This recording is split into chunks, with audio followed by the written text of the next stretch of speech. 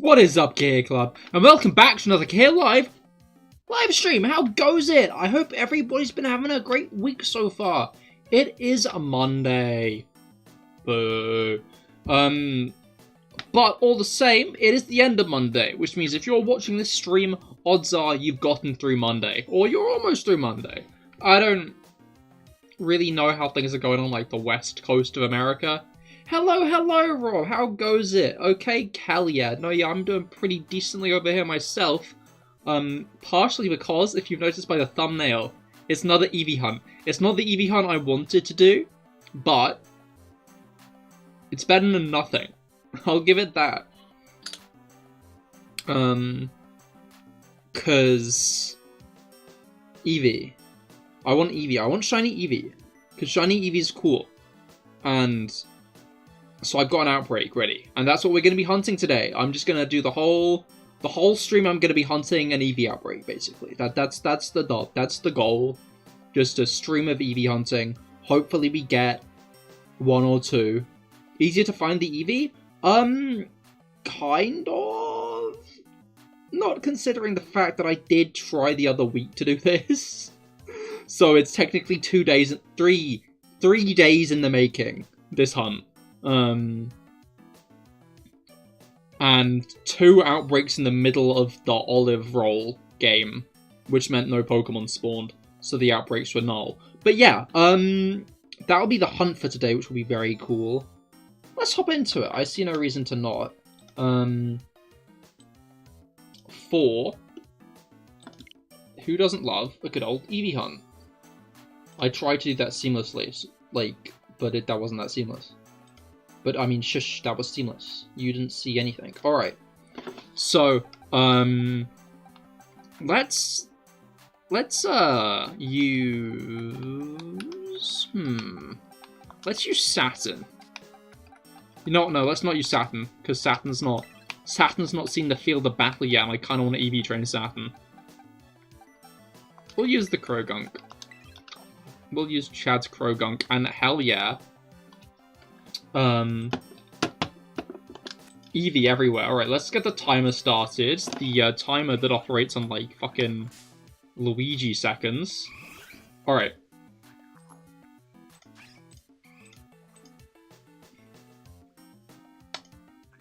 So after we take out this guy... That's cool, you killed the hardest boss in Elden Ring today. Hell yeah, GG. That is cool, that is cool.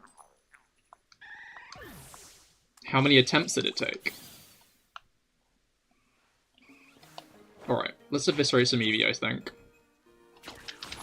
Because after we get to 60, of course, that's when the shinies start appearing. So we gotta knock out 60 Eevee. And then we can start getting shinies, hopefully. I bet Krogunk's gonna go immediately to the right. Yep, that is correct. Gotcha.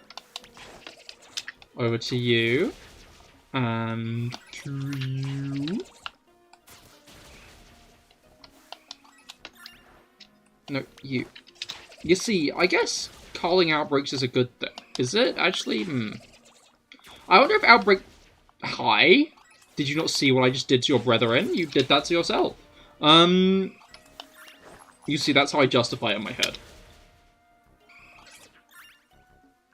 Alright. This is like the rumbling. I'm Eren Yeager. Krogunk is the Colossal Titans. Genius. Also, spoilers, I guess. We're like 15 to 20, you think. Although you did have to grind out a Mage Summon. And then, there's only about 3 ties with it. Fair. No, yeah, I always... It's always satisfying when you, like, do a little bit more preparation, and then it immediately slots all together after that.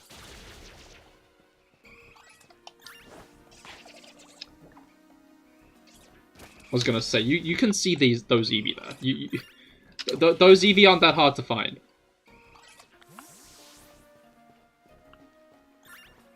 Alright. But there are a lot of Eevee around here. I don't know, we'll see. Maybe at some point I'll throw on a normal Shining Power Sandwich, just to see what happens.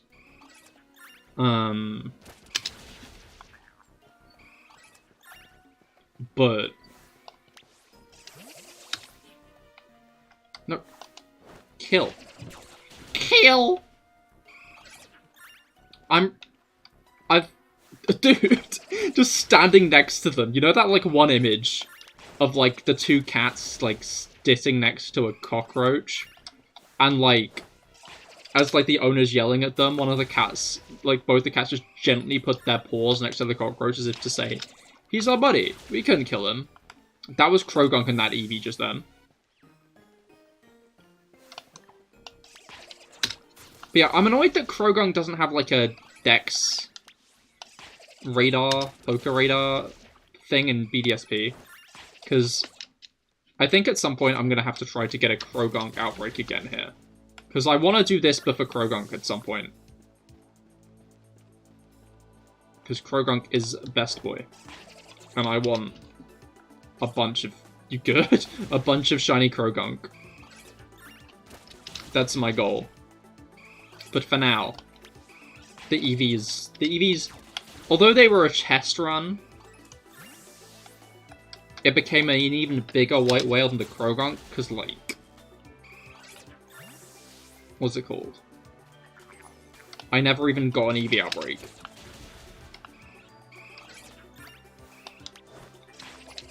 Yeah. A failed gunk hunt.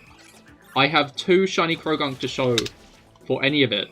One of them is a... what's it called? One of them is from Chad. And one of them is a Toxicroak, not a Krogunk, actually.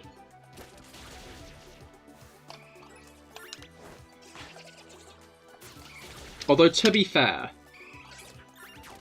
my, like, shiny yield from that hunt is weirdly high. Because I got the shiny Ditto and the shiny Axew, and then you gave me that shiny Bagon, and Chad gave me that shiny Krogunk. Which means that I got, like, 4 shinies out of that hunt. Technically. Technically speaking. Logistically, from the Wonder Trades, I got a bunch of shinies. From trading, I got a bunch of shinies from that batch. Which I guess, in some ways, makes it a success. In some messed up way. But yeah, I still kind of want to build that Toxicroak for raids. You... okay. Just walks past the one I'm staring at, so, like... That's not an Eevee. That's an Eevee.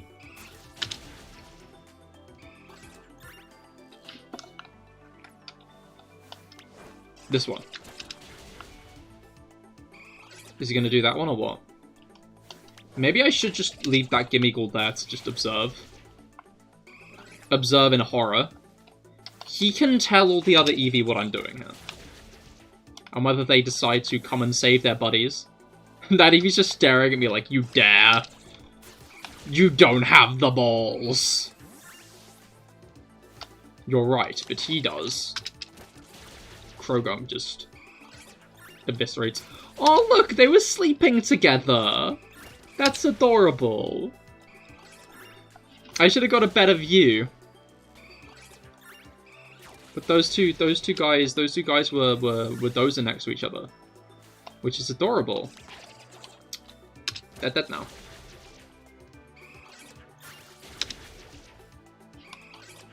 Alright, I'm just gonna take this one out as well. He's not done anything to me, but I just wanna, like, make sure I've got enough. And now they have been brutally murdered. Exactly! Alright. That's a thought. How many balls do I have? I have a lot of balls. Yeah. Okay, now's the part where we just, like, try to get some shinies. Now it's just time for the main hunt. Alright, this area feels like the majority of the outbreak. Like, the outbreak's kind of, like, in this zone. So I say what we do is... oh my god, look at them all. Hi. How are you? Despawn. None of you are shiny. And then we go back in. I don't know if, like, the picnic is, like, inherently a better idea, but I guess we'll find out. I can do some testing. Smallant! Dude, Smallant is so small. You love that. You love to see it.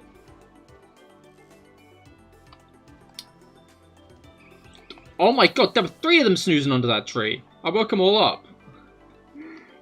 Record amount of Eevee, all snoozing under tree. Bazonkers. Alright.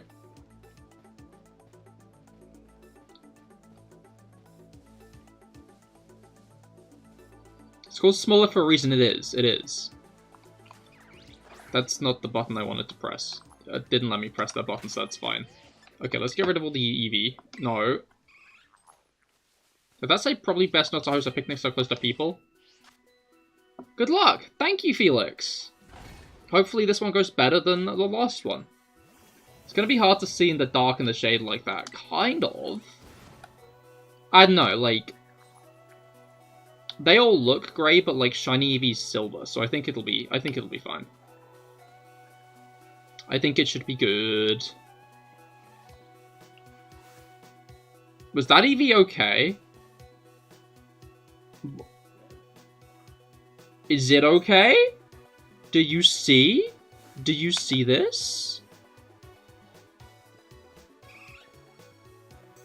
It's got its front legs back now, but like it was just kind of like two-legged then for a moment. Its arse was fused to its neck. Just seen the... Not even that.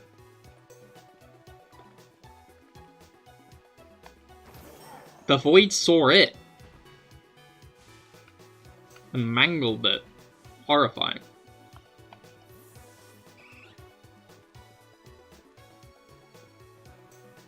Right, I'm guessing that the olive fields count as non-picnicable zones then. I like how they all come up to gather around you. Oh wait, no, I'm wrong. I am incorrect on that statement. On that observation. Alright. Let's get back to business.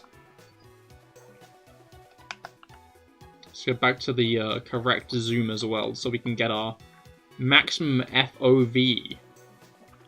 Diglett. Alright.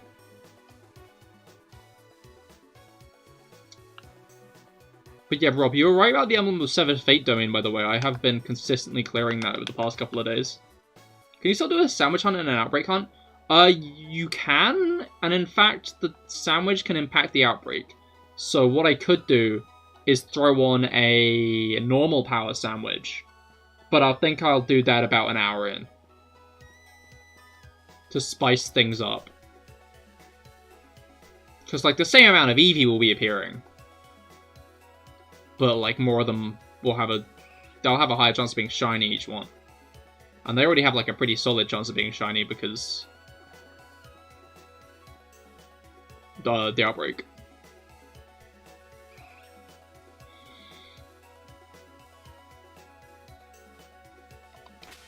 Oh, that's fair. And also I can ground those out now. It is. Why does it say so close to people? What does that even mean? That will help a lot. It will. It will. I'm hoping to get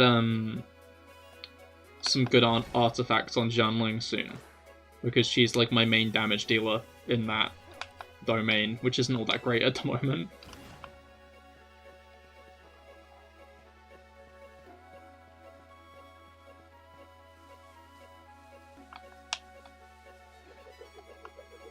But I was wondering, which should I be focusing on first, like, really? Should I be focusing on artifacts, or should I be focusing on talents? Like, if I can get talents leveled up, should I go for those, or should I go for... No, if it's like a day when, like, talent materials are available, should I do that, or should I do domains? He's doing it as well. Look, he's, like, fucking horizontal. Now he's not horizontal, but he's, like, got 2 legs. That's fucked up. When does he get... Oh, I'm just dumb. He's sitting down. Okay, never mind. As normal. As you were. That guy, he's not good. Okay, he's good now. The issue is they're, like, tilted upwards sometimes. I don't really know what's up with that, but they're, like, actively tilted. Just kind of fucked up, if you ask me.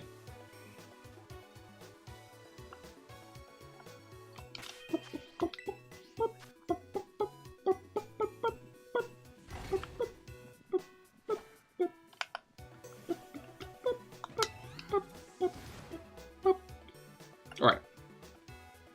Coimby! Bazonkas. They kind of do look great. I don't know, they don't look, like, grey enough to... Like, I think if a shiny was under a tree, I'd be able to see it. Bit of both, really. I'd say grind out with the rest of the res and the artifact ones. But ideally, you want to max out your 5-star towns as well. That's fair, that's fair.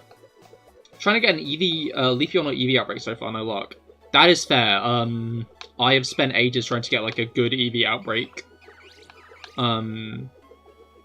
I did the resetting thing, like, okay, so you know when you press Y, it, like, shows what's nearby. Like, Mabosstiff, Hoppip, Happiny, Squavette. I'd say, like, find a place where, like, Eevee is in that nearby thing, and then try reset, because that's how it worked for me. But I don't know if that's actually, like, a confirmed method, or...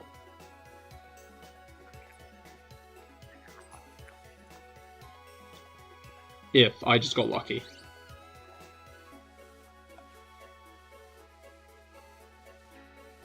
But best of luck finding the outbreak. It's always satisfying when you do. And I hope that you don't get what I got, which was like 2 in a row of them appearing in the olive field. Not the olive field, the olive roll field. Because Pokemon can't actually spawn in there. Which means the outbreaks there basically don't exist. Basically, Yelan and Nahida for talents. That's fair, that's fair. But I'm maxing out Beidou first. Alright.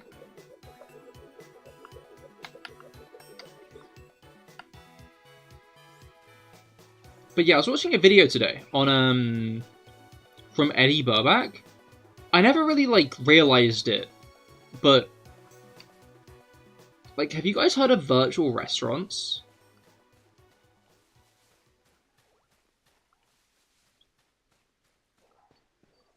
Because, like, I hadn't really heard about virtual restaurants much before now. I was, like, tangentially aware that, like, Mr. Beast's things operated out of,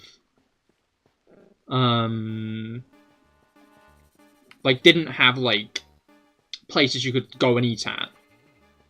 But, okay, yeah, virtual restaurants doesn't mean, like, a restaurant that is entirely online. I mean, it kind of does. Basically, it's like a restaurant that,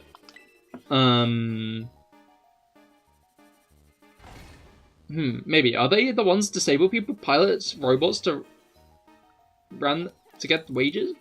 I have not heard about that. That is not the virtual restaurant I mean.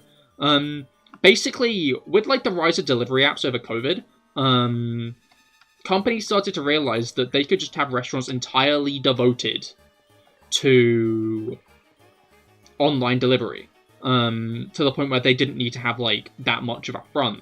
That isn't just a place where delivery drivers, like, waltz up to get the, to get orders.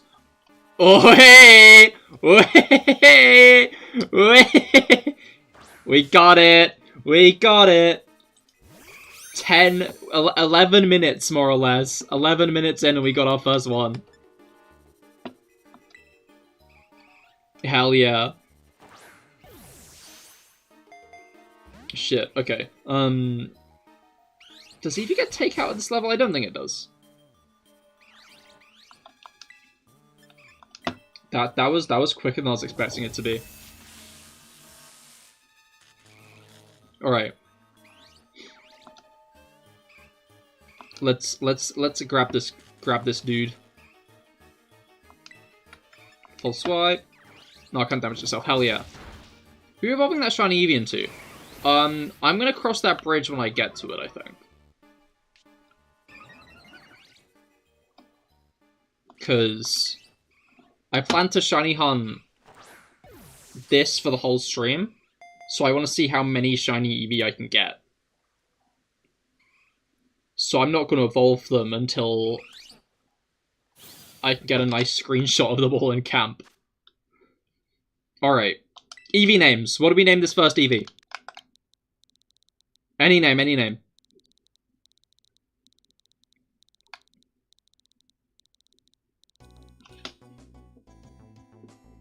May you join Union Circle? No, not right now, sorry. Milk. Milk is a good one, actually. Eins. Okay, keep that in mind, because hopefully we'll be able to get another one. And... yeah. Right, maybe let's get like a... Let's have them all in box 2, I think. That seems like a good bet. Alright.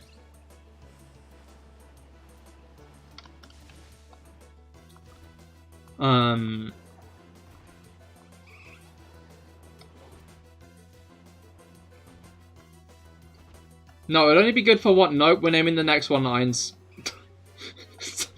We're naming the next one Eins. It's already locked and loaded. I've already decided, Rob. I'm sorry.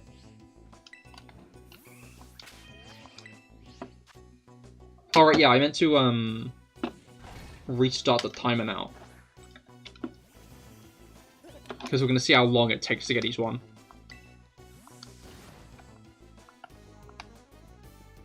Right. Eins Shap.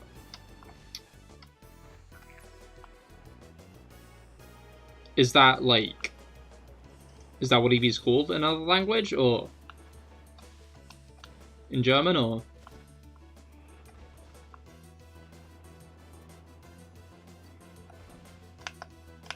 Alright.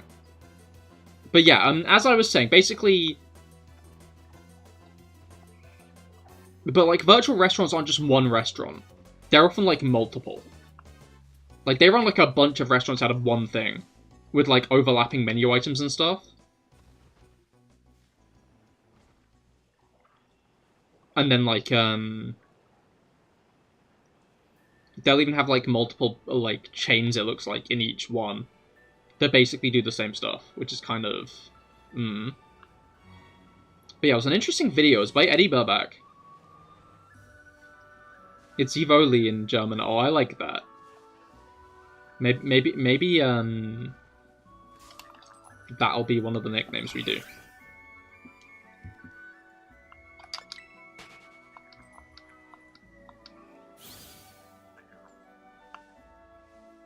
Alright. Look at them all. There's like so many.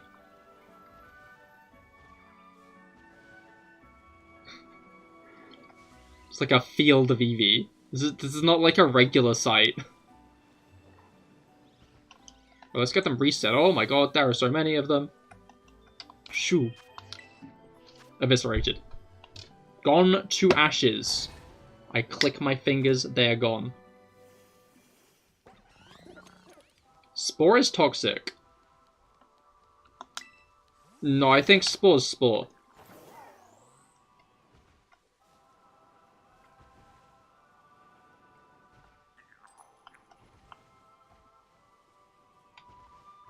Alright.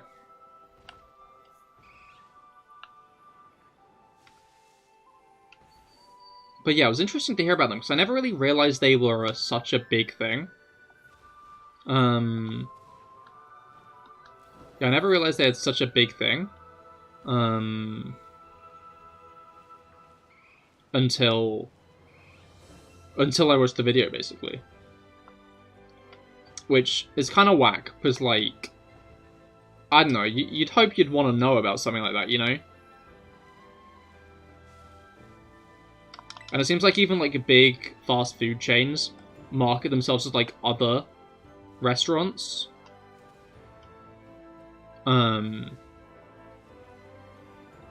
Specifically to like get more customers. Which is quite scummy. But yeah, I'd recommend it. I'd recommend it as a video. It was a good one. It was also like really well done. I don't know, I like that it feels like a special... Why would you run into me? It feels like especially nowadays, YouTube content is kind of like getting to the point where it does...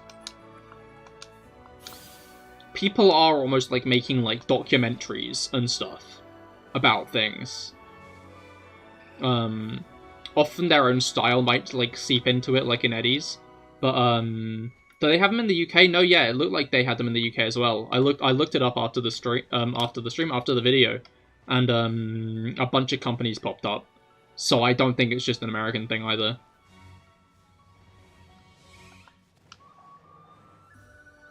And like honestly, from my like experience on like delivery apps, I'm starting to realize like, yeah, maybe it is. Maybe it is like a proper... Oh my god. Maybe it is like a proper thing. Interesting. We'll have to see if there's some around there. Yeah. But it seems like I don't know like what you need to set it up. But like I'm pretty sure like if you have the money, anyone can more or less set it up. Because it was trying to advertise to like YouTubers and stuff. Was walking away stuck in a tree there? I couldn't quite tell. Because it was like in the tree, and I don't know if it could have just walked out if it felt like it, you know?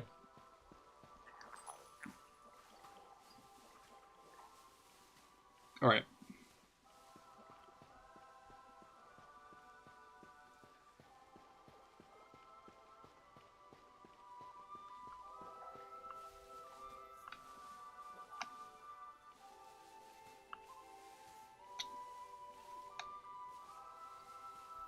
But yeah, let's get some... Let's get some shinies. That sounds like a good plan to me. But yeah, alright, yeah, I was talking about like YouTube like properly getting into... Oh, have you heard of Panic at the Disco? Apparently the concert your girlfriend is at, they're splitting up. I had not heard about that. That is a shame. That is a shame.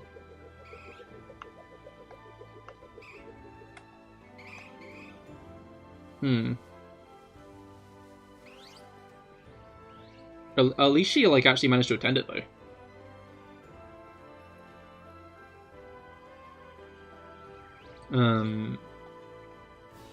Like if anything, it's nice to be there at like the final one.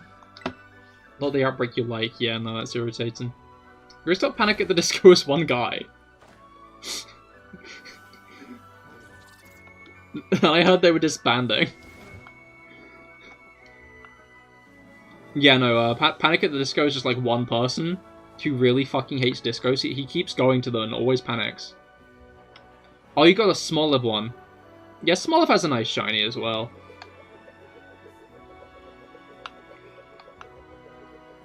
I definitely do hope I can get one of those at some point.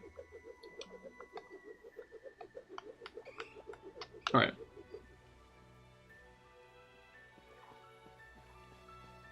Shiny hunting's so quick in this game as well. You could probably pick it up and continue looking for Eevee after.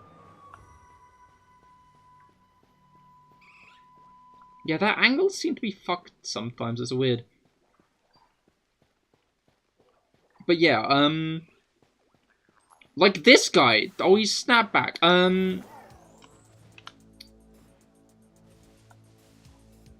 YouTube videos with high quality.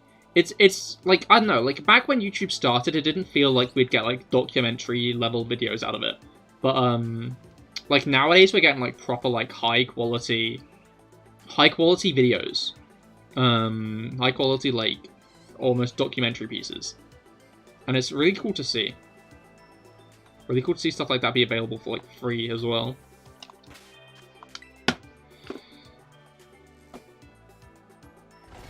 Like, oh, what's his name?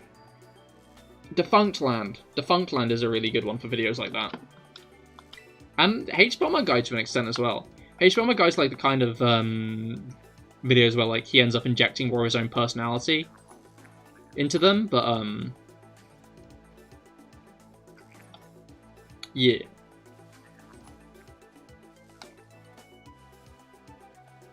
Alright.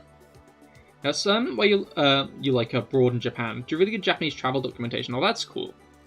I think I've seen them pop up on my recommended a few times. Maybe I'll watch them now. I've got their recommendation. Why are there so many Mareep around here? I'm not looking for Mareep. I'm looking for Eevee. Shoo, Mareep. I'm not sleepy at the moment. I don't want to count a bunch of Mareep and just conk out. You know how it is. Alright. Now we're back in the outbreak zone.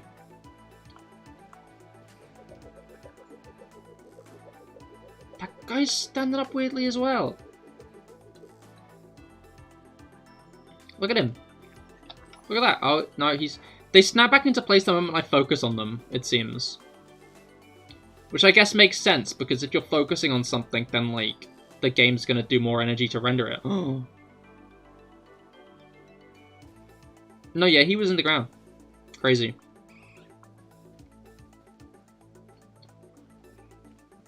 I feel like it's kind of expectable from these games at this point, though. Oh, there are 3 under that tree! Look! Look, there are 3 taking a little nap. Oh shit, I woke one of them up. Terrarion, exactly. Precisely.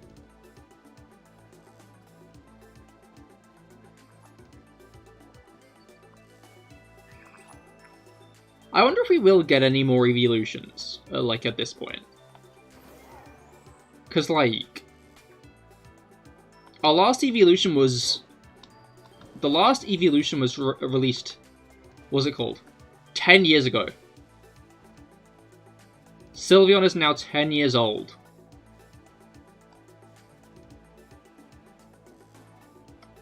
Which, if I'm not mistaken, is, like, the longest amount of time without an evolution. So, whether or not we'll actually get another one, I'd say that's pretty up in the air. It feels like now Eevee is like the mascot of Pokemon. I wouldn't be surprised if they don't want to add another evolution, specifically to keep the focus on Eevee, you know? Like, specifically to, so that people want to keep their Eevee as an Eevee more, you know?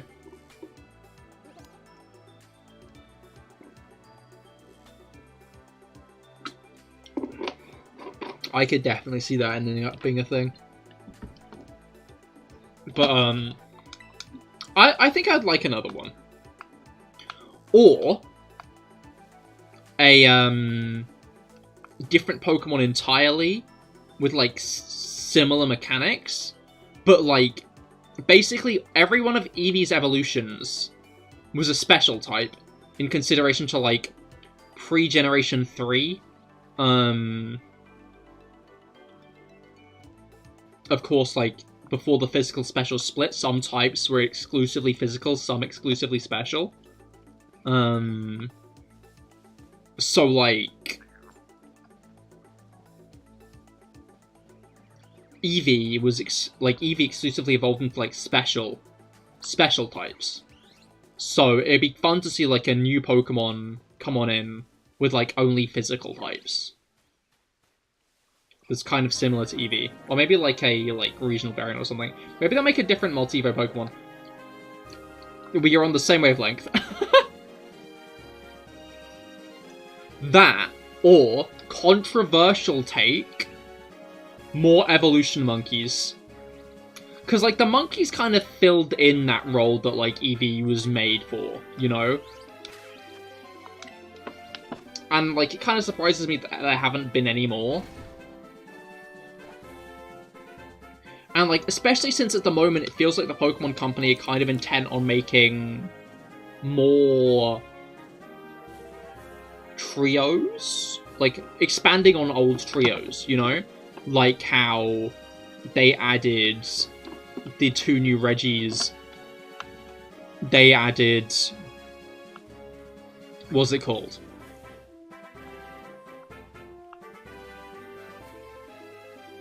An Amorous. Yeah, the other Reggie's an Amorous. And, like, all new legendary groups have been, like, quadrios. It feels like they're, like, trying to step away from, like, just everything being a trio a little bit. So it'd be cool to see, another monkey. I want another elemental monkey. Normal evolution Eevee. I feel like that's the thing a lot of people do want, is like just a normal Eevee evolution. I like the one where it's like the idea for like an Eevee evolution that's like a level 42, it evolves at level 42 or something into like a normal type evolution, and like basically the Pokedex entry's like, yeah, no one ever got it up to this level without evolving it before. So we just kind of never knew this one existed. we just kind of never... Yeah. When they're based on the theme as in See No Evil, Hear No Evil, Speak No Evil, they were, from what I understand. But,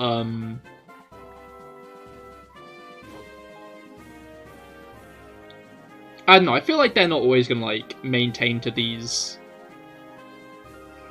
Where's the cloud? Hello. Oh, it's a Mabishif. But yeah,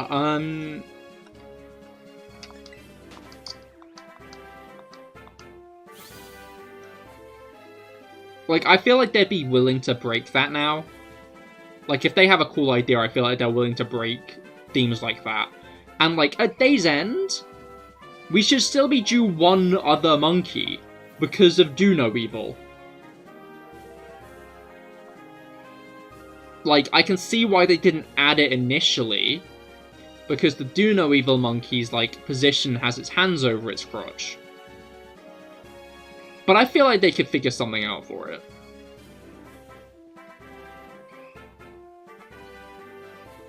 So, like, while I'd like multiple more, we should at least get one more. For, like, a mirror to the theme, you know?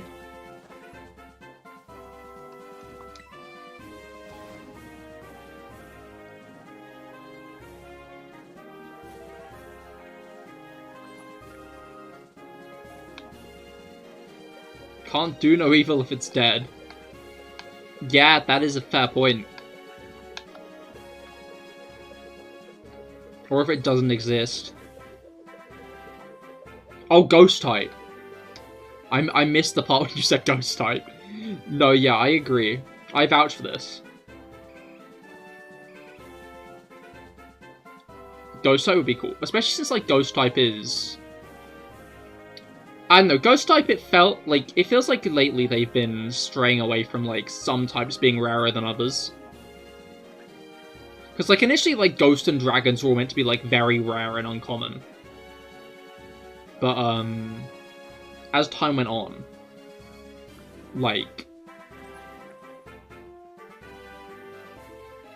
they're just not anymore.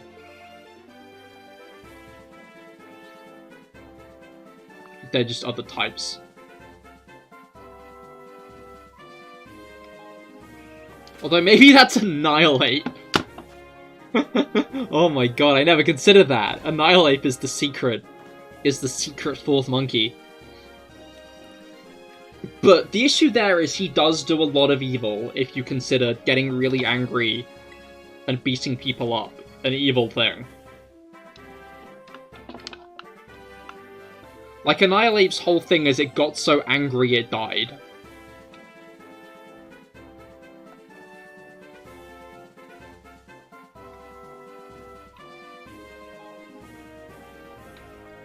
So...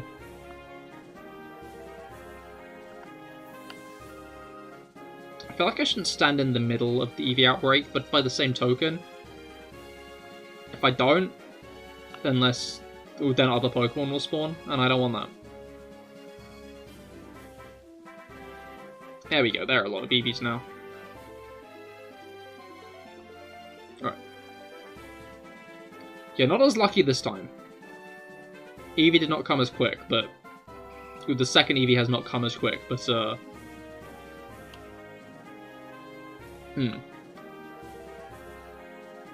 Yeah, I think I might do a sandwich soon. Oh, no Black Olive. I mean, you can just, like, wait outbreaks out.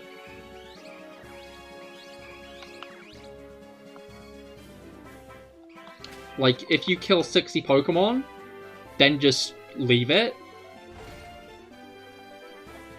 You'll get... You can just, like, stay at those odds. Use picnics to, like, refresh spawns and stuff. Which is what I'm doing. Unless you've, like, just deliberately called it quits. You just want the creamy Eevee. That's fair, that's fair. Hopefully you can get that outbreak soon.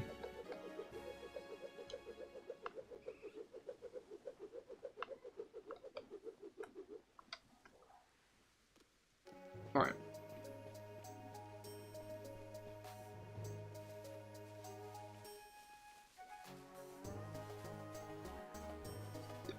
Okay. It feels like every time I'm about to point out they're in the ground, they just clip out of it. It's like, no, I wasn't. What do you mean? I was never in the ground. You're crazy. Being gaslit by a bunch of Eevee.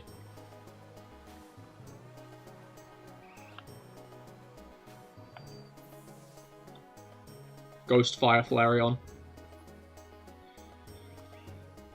Right.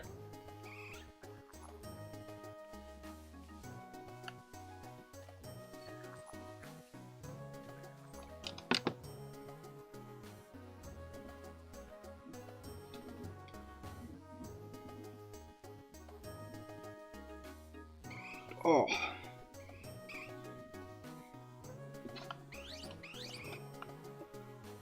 I feel like, I've brought this up before and not many people were catching up with it, but, like, the new episode of To Your Eternity was so good. Like, I brought To Your Eternity up before. It's an anime, that's second season is currently airing. Like... And if you're, like, not all that interested in just the... Okay, wait, no, I should probably give the general concept before I say that part. Basically, it's about, like, an immortal who can, take on the form of anything that he's, like, touched by. But he can only take on the form of living things if they're dead. And it's, like, a story about him as he, like, learns about humanity and stuff. But yeah, like, if that doesn't, like... If that, like, only vaguely interests you, I'd still, like, encourage you to watch, like, literally the first episode. Because the first episode is, like... I don't know, the rest of the series is still really good, but the first episode is so fucking good. Genuinely, like, one of the best first episodes of anything I've ever seen.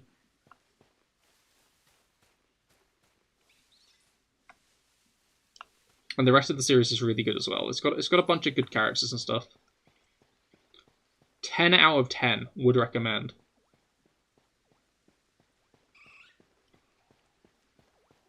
Yeah, next anime season is going to be good, because, like, this season, all I've been watching really is Dr. Stone and To Your Eternity.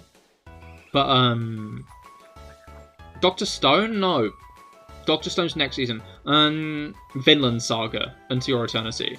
But next season is Dr. Stone, is what I was trying to say. And I'm really looking forward to the new season of Dr. Stone, because that show fucking slaps.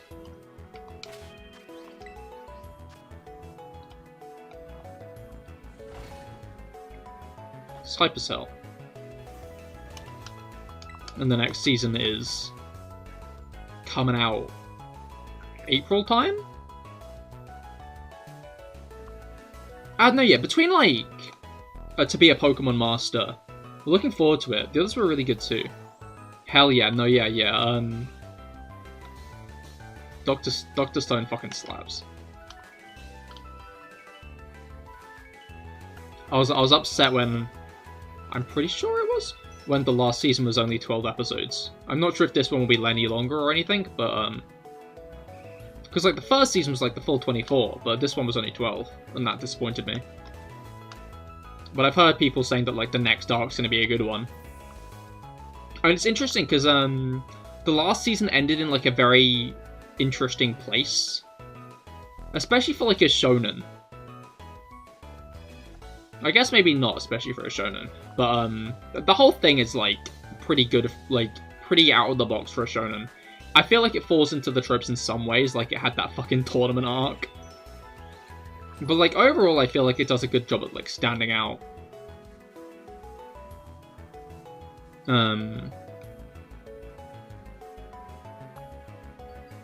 Right, yeah, when we get to about 8:30, I think that's when I'll put the sandwich on. I just want a Shining Power sandwich, not like a full Encounter Power sandwich. Maybe I'll do an Encounter Power sandwich. No, because if I do an... I guess even if I do...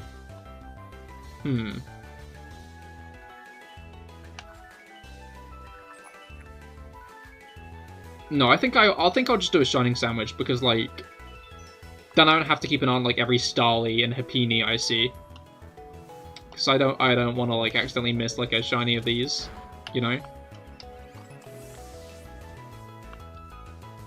Don't want to have to do that to every single fucking Happiny. But yeah, I'm interested to see, because the next season of the Pokemon anime, as in the new one, with Liko and Roy,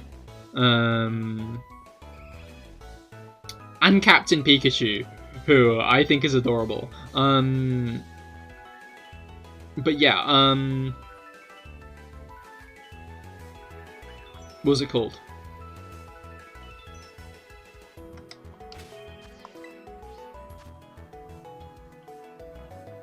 My brain, it hurts. I can't think anymore.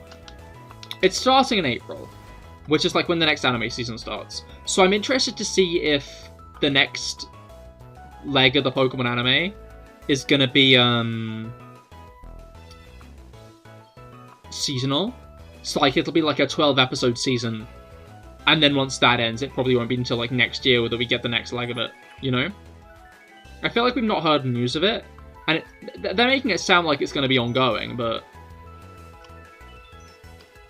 I don't know, I feel like it'd be 24 episodes for the Pokemon anime, but we'll have to wait and see. It'll be interesting to find out. I need to catch up with them with the Pokemon Master series, actually. But I think I'm going to try and watch the new series as it comes out, because, you know, new thing. I'm interested to see what it's going to be like, now that it's, like, separating itself from Ash. Because, like, I'm interested to see if they're gonna still keep it, like, kind of the same in terms of, like, tone and plot structure, or if they're gonna, like, mix it up to any degree, you know? If they're gonna try and make it something entirely new that they, like, couldn't really have done with Ash around. Or were scared to do with Ash around.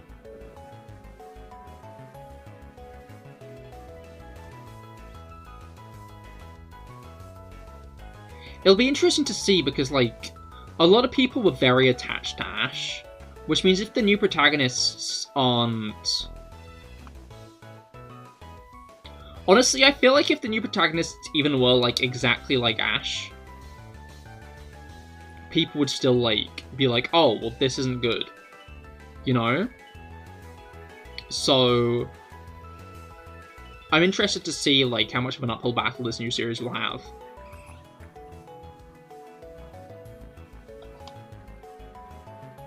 And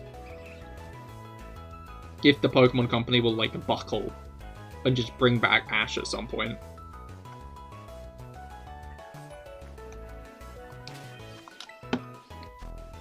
Because, like, I could definitely envision something like that happening.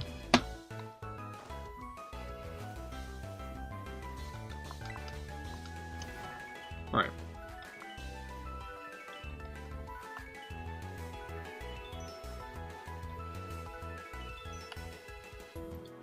Mayhaps shiny Eevee number 2.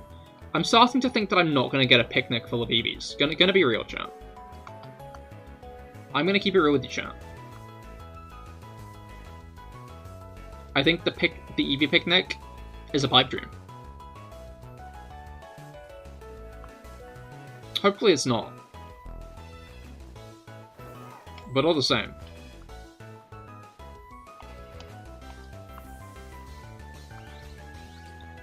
Things aren't looking all that promising.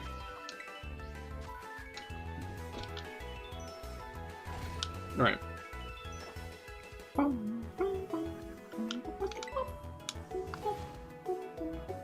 Needs to give it more time. I mean, yeah. Hopefully.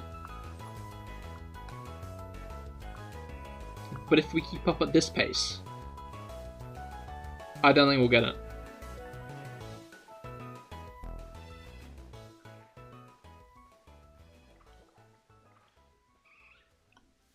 Dude's flying. Up in the sky. Bazonkers. Bazonkers, Eevee. Okay.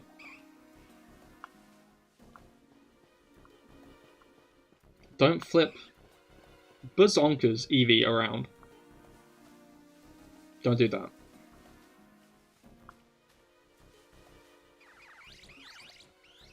No, it's just a regular Eevee. Okay.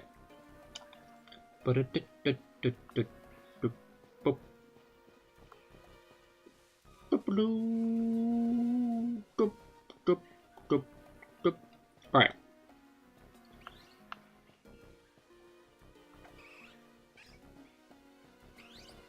Oh, shit. There's something I was going to talk about, but I have managed to forget about it. So I didn't write it down. I need to, like, write every thought I have about what I should talk about on stream down. And I resolved that I was gonna. Especially after realizing I could access my notepad on my phone as well. But I'm still not that good at doing it. I'm still not that good at consistently writing stuff down. As to keep conversation consistently flowing. The issue is I'm a little bit too scatterbrained sometimes. It's like writing things down is a big help. But I'm scatterbrained enough that I forget to write things down, you know? Which, like, obviously isn't a good trait.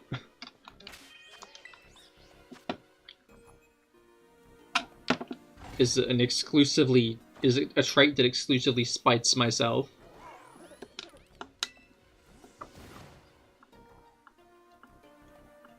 But I guess that's just what you get when you have ADHD, eh? Kind of like part of the package, kind of like part of the purchase bonus.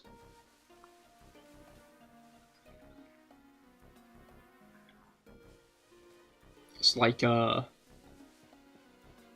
list of things. I guess that's called a symptom. Decidueye! The next 5-star raid is going to be Decidueye. Which is pretty cool, I think. Decoy, hello, can you catch a Pikachu? Oh. Okay. I see what's going on now. Cricketor! Yo, he's scared. What's up with that?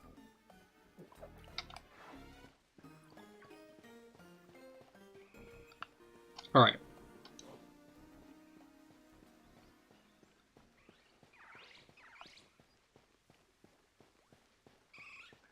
Yeah, this is your fun. It will be. Apparently it's flying type. So... Does the Decidueye get, like, any ground moves? Because it's kind of going to have to get a ground move. Because otherwise electric will just body it, right?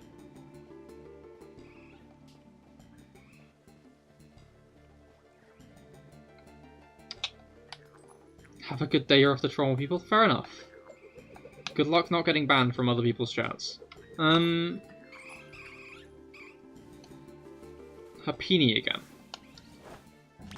Possibly, I guess. Ice as well. That's a good point. That's a good point. I hadn't considered ice.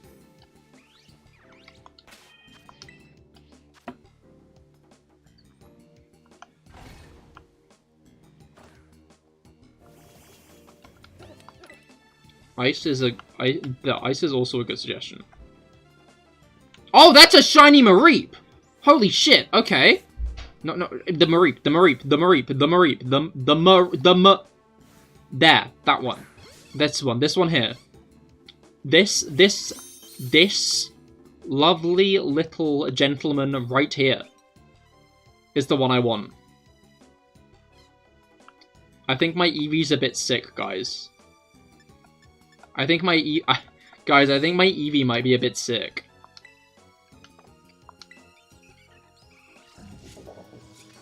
I feel like Mareep's not going to have takedown at level 9, right? That'd be ridiculous, surely. Oh, I got staticked! Reverse. It tried to Thunderwave me. Beep Beep Jr., that is a good point. No, let's get it in a heal ball. Get the nice insta-catch. Oh, they're also scared that their buddy's being taken away. That's not fun. I feel bad. Maybe I should release it, guys. Guys, maybe I should release the Eevee. Eevee the Mareep, what do you think? Alright.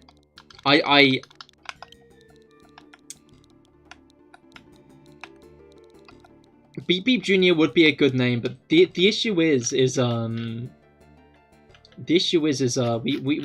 already promised someone what I'd name it.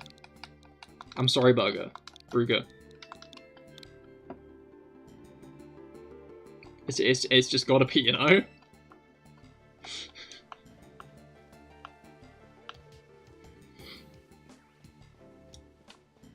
Alright.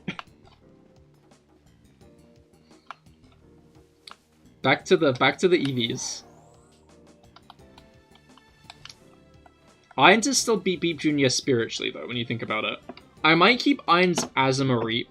Maybe? I don't know. Ampharos is cool.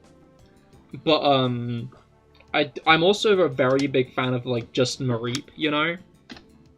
We'll see, we'll find out. Depends if we get a second Mareep, which I guess is also on the table, since there are a lot of Mareep in this area. Anyway, I'm gonna set up a picnic. Unset up the picnic. Then I'm gonna... Alright. Pokemon Shiny Sandwich.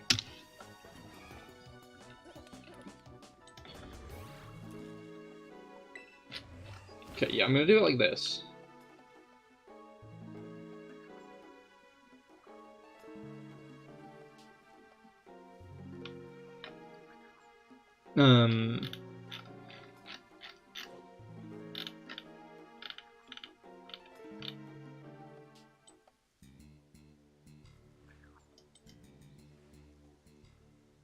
Okay, so yeah, normal is tofu and salty and sour.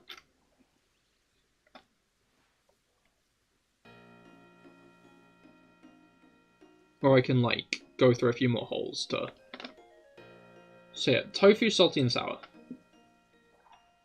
You still can't get the Eevee outbreak. They're pretty rare, to be fair. Like, I've spent 3 days looking for an outbreak. Not the past 3 days, but, like, I did one on stream where, like, basically the whole stream was me looking for the outbreak after I spent the whole day looking for the outbreak. And then the other week I tried it again, but I just didn't find an Eevee outbreak. Like, no, I did find an Eevee outbreak during both times, but the Eevee outbreak was in the middle of, like, the, pitch over there. And, like, those were the only Eevee outbreaks I'd even found, so, like, they are very rare. You've got to keep at it.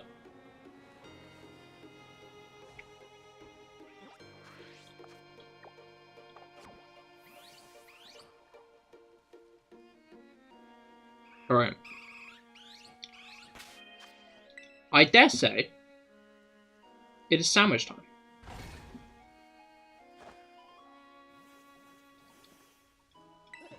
Alright. Do I have a salty and sour thing? Do I have tofu? No.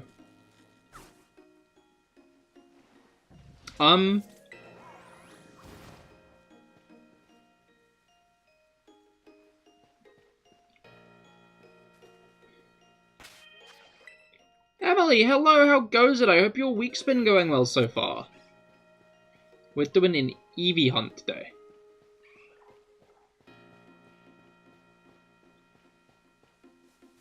Alright, yeah, I think I'm gonna go over to Kotondo. Kotondo? No. I'm in Cortando. Porto Marinada. And hope this doesn't break the outbreak. I don't think it will. I'm pretty sure I can do this and it will be fine. But I want to get some things. What kind of Eevee? Shiny? Huh?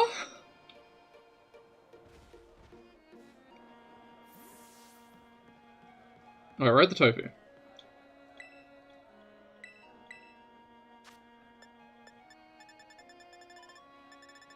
No tofu there. There's marmalade there. Wait, shit. No, the evolution. Oh, I'm just looking for Eevee at the moment. If I don't actually get any more, I think I'll just keep it as Eevee.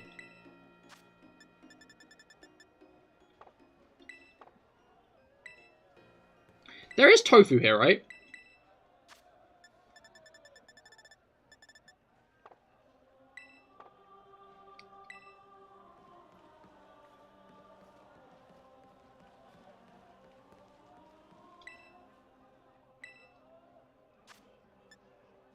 This is not every kind of sandwich I'd want. I'm gonna be real, man. Have I missed something? Where do I get tofu from? Pokemon SV tofu. Equestria supermarket in Leventia. Okay.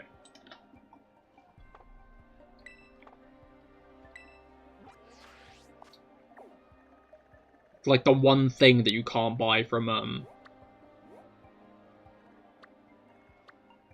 Porto Marinada. Okay, it's down there. Let's go get some tofu.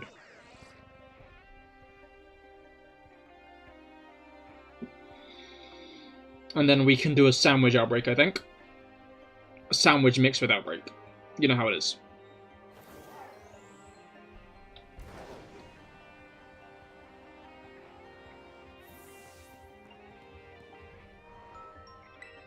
Right, I'd like to buy tofu. Let's just get like 99 tofu. 90 tofu, that'll do. Alright.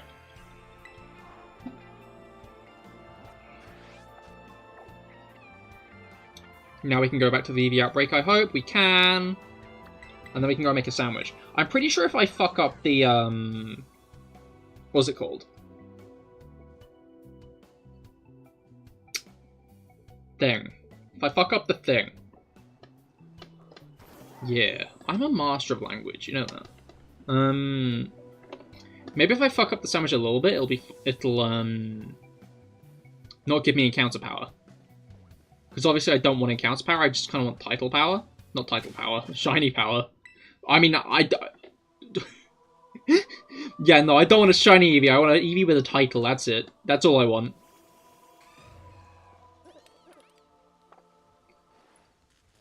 Wait, okay, so I should probably save for now. Then... This is still the Eevee outbreak, right? It feels like there are less of them. Which is no bueno. Alright.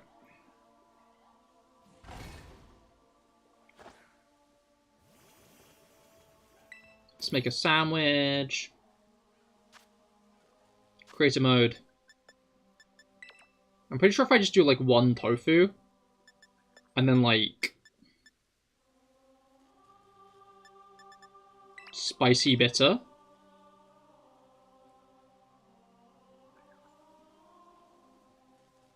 Then if I just go next. The VV pick, that's important. The Eevee pick is important in this case, because obviously, I want the Eevee to know that I like Eevee. Yeah, I'm not putting the top of the sandwich on.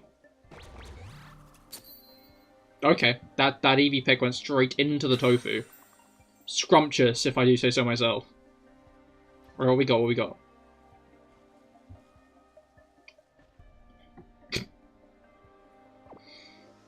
You can make some horrible sandwiches in this game, and I really like that. I don't think the player liked it. I'm gonna be blunt. What we got? What we get? What we get from the tasty Cahir?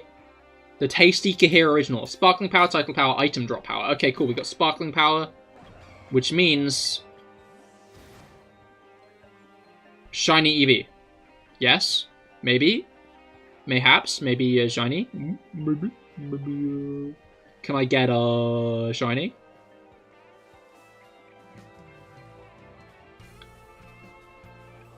I'm unsure if there are like less Eevee because there are actually less Eevee, or because I'm like gaslighting myself into thinking there are less Eevee, which might make me fuck up the rest of the outbreak, you know?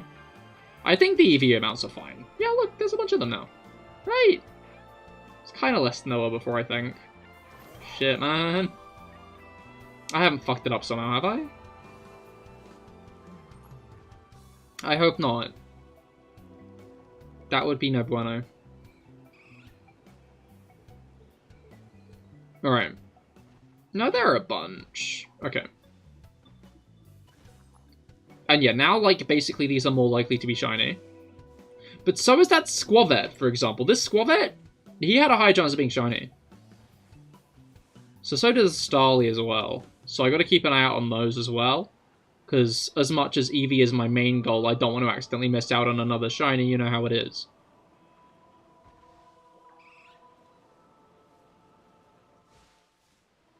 Alright.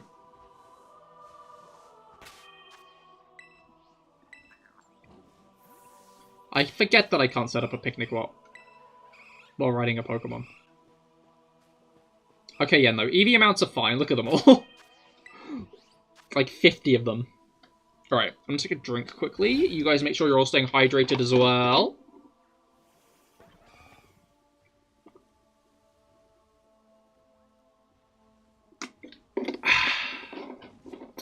Congrats on the sheep, thank you. Sheep. Sheep are cool.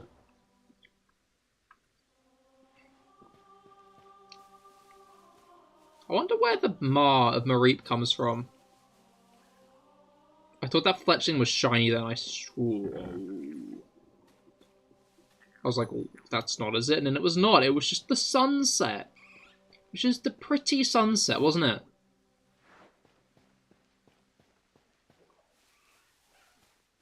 No shinies, just the setting sun. Yo, Village Bridge. Best song in Pokemon. Let's not get too far down, because if a shiny Jigglypuff spawns, I'm going to be so mad. Because I won't be able to see it. That's why I'll be mad, to be clear. Because it's too far away to actually spot.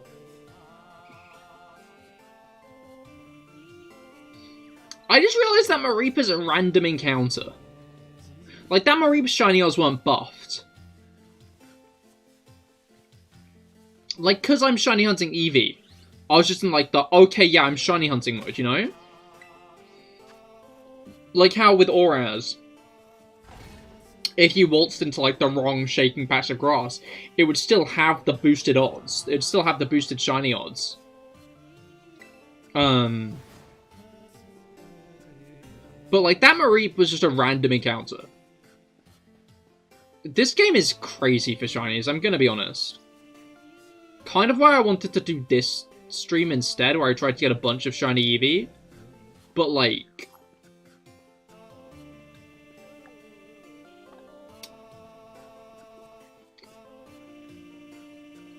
I feel like this hasn't been that successful so far. And we are almost halfway done, so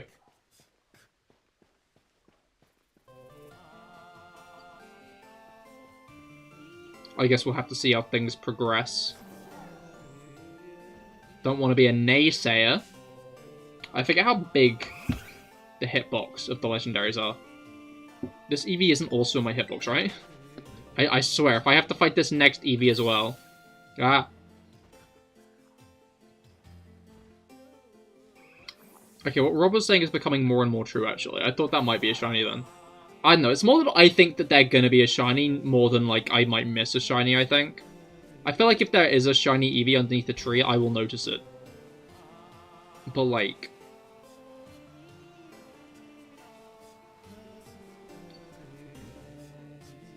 yeah, I'm checking the fletchling, because, the Fletchling are also normal type, so they're technically being boosted by the sandwich. And I don't really want to miss shiny, if you know what I'm saying, if you catch my drift.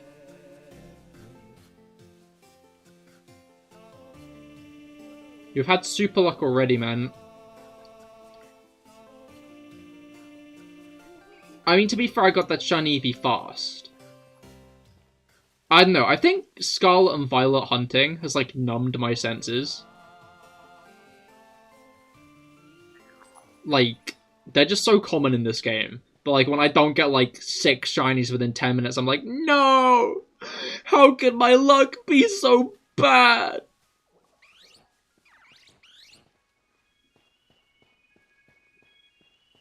Like, I think pretty soon. Oh yeah, the CahirLIVE roadmap. The CahirLIVE shiny hunting roadmap is going to be Regice next week, and I think the week after, I'm going to embark on a completely different hunt. The hunt for the 3-segment Dunsparce. Shiny 3-segment Dunsparce. That's going to be the dub. And that'll be pretty hard, I'm sure. Pretty hard to get. And then after that, I think I might... I don't know. I don't know if, like, I'll continue Scarlet Violet hunting or what after that. But, like, I don't know. I'm just aware that, like, Scarlet Violet shinies are just a lot more common. That's pretty hype, but also going to be difficult. Yeah, no, exactly. Because it's a 1 in 100 chance. You never got a shiny in Scarlet or Violet? I mean, that's fair. It's not like it's guaranteed, because at day's end, it's just random odds. But, like, I got no shinies in my main playthrough of the game. It was only, like, in the post-game that I actually started, getting... What was it called? That I actually started getting shinies. Because I was hunting for them. In fact, no, my first shiny was still a Skiddo, actually. I'm not sure if I had completed the dex by that point. Anyway,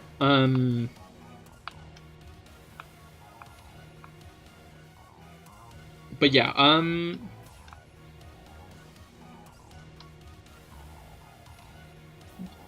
I'd recommend just, like, vibing in Scarlet and Violet sometimes, you know? Like, I feel like that's, like, if you don't want to be a full-on shiny hunter, but, like, you want to get a shiny or two in Scarlet and Violet, just, like, wander around the overworld, basically.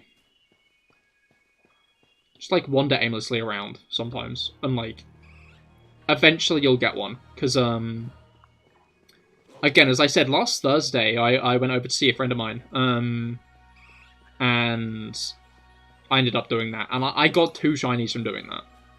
And considering the fact I have the shiny charm, you could probably get 1 with, like, a similar amount of luck, you know? But that is still more than 0. But yeah, I think, like, I want to do the Dunsparce hunt, because, like, I know it's going to be a hard one. So I'm not sure what I'll do in terms of shiny hunting after that. Because, like, I don't really care for Mousehold that much. So unless, like, my next hunt is, like, a box full of shiny Krogunk or something, that's actually a really good idea. I might do that.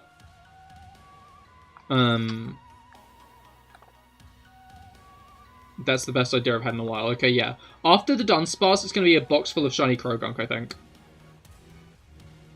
Like, a full box of shiny Krogunk. We might already achieve that with Dunsparce. Like, I'll probably, like, still reset over the shiny Dunsparce. Like, maybe I won't. I don't know. The issue is I'm aware if I'm using, like, hubs and stuff. Like, every hunt, I'll, like, be losing out on resources.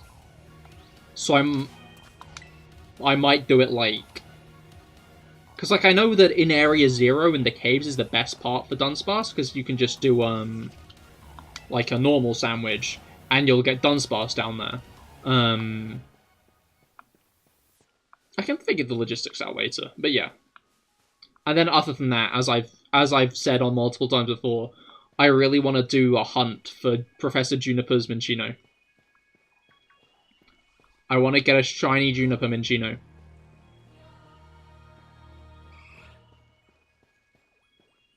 But I'll probably do that after Regice.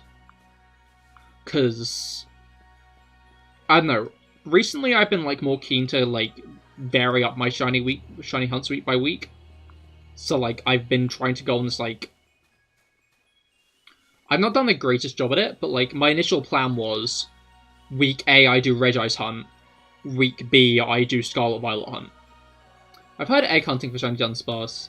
It's egg hunting for shiny Dunsparce. Then evolve it, but I guess it's just Dunsparce. If it's just Dunsparce you're after.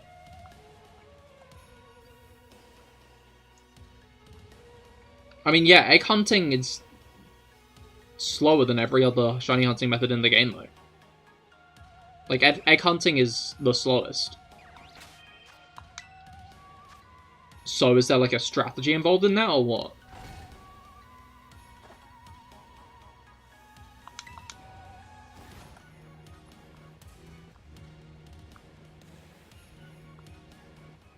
Like, is it, like, save before every egg hatch? Getting an Eevee Outbreak is driving you nuts. That is fair. You'll get there. It's about persistence. I believe you can get it. So someone doing a video on it. That's fair. I don't know. I feel like it's gotta be, just, like, outbreaks or sandwiches that would be the best strat. Like, in my head it was Area 0, sandwich in Area 0, do the sandwich, get as many shinies as I can, reset after the sandwich. Not after the like, see if any evolve into a 3-segment to Dunsparce. If it's no, which probably isn't, then just reset. And then do it all over again.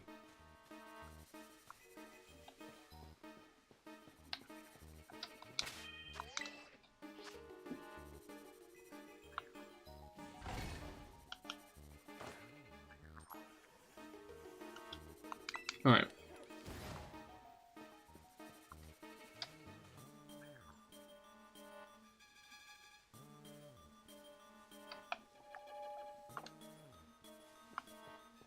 I think after the sandwiches run out, I am going to reset. Unless I get a shiny. Just so I can do the sandwich again.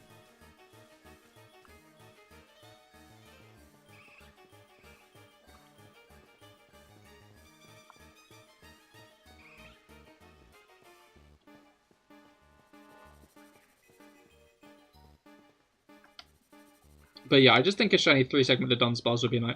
Like, it's an actual flex to have in Scarlet and Violet, unlike... I don't know, even shiny legendaries nowadays aren't that rare.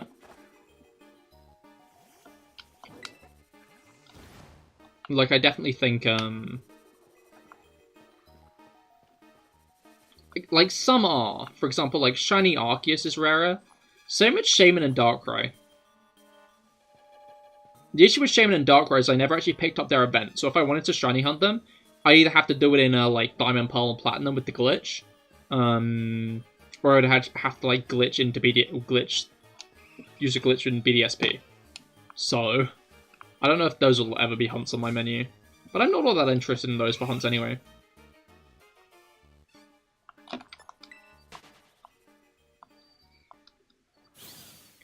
In terms of hunts, I don't know, Shaman and Darkrai aren't really my favourites, all things considered. They're cool, and I feel like Mythical should be shiny locked less often. But...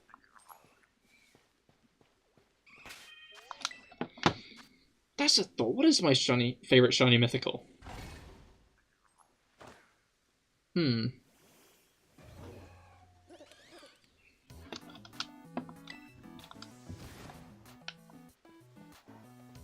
I mean Mythical in general, actually. What is everyone in chat's favorite Mythical? That's my question. What's everyone here's favorite Mythical?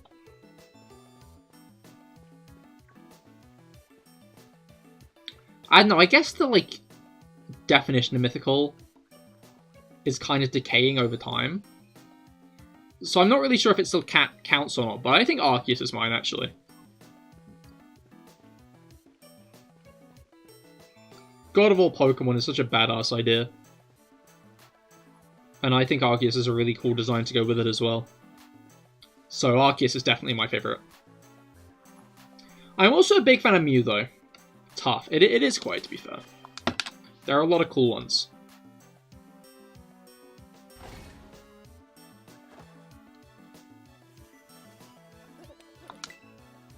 Other than that, I think Hooper as well. I don't know, my favorite hoodie, my favorite hoodie I own is a Tyranitar Tube hoodie, which was like a Hooper Unbound hoodie, which was really cool. Darkrai or Deoxys, that's fair though. Those are also both very cool ones.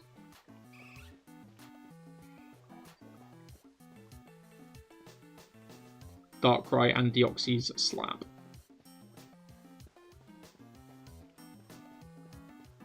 Also both easy to get, which is nice. Dude, I remember when Deoxys, like, was in the post-game of Auraz, and everyone was like, what? And then everyone was like, okay, Deoxys isn't a mythical anymore, guys. It's lost the status. It's not a mythical anymore. But, like, I don't, like... I can't remember if I went into that blind or not, honestly. Like, it was hype, but I can't remember if I'd already seen someone do it.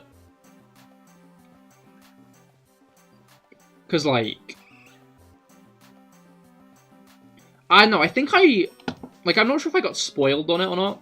I feel like that's the bigger thing. Because I remember I, like, started watching, like, someone play through Auraz when they first came out. Because, of course, in the UK, we got Auraz and Sun and Moon a week later. I think because X and Y were, like... sold early in some British stores, basically. And, Nintendo got the hump with them, so... forced them to, like... force all of Europe to, like, be staggered back a week, basically.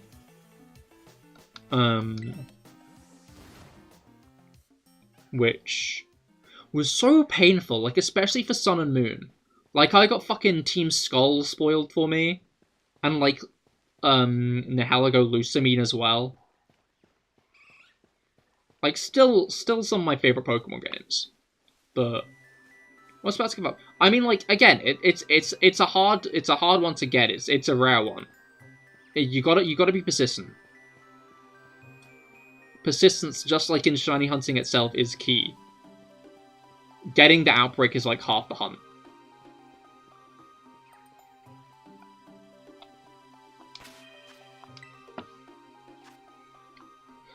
That's the hard part about shiny hunting, is getting the outbreak in Scarlet and Violet.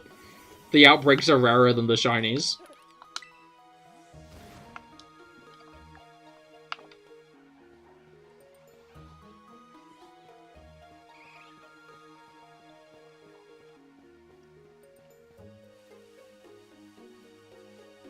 Alright.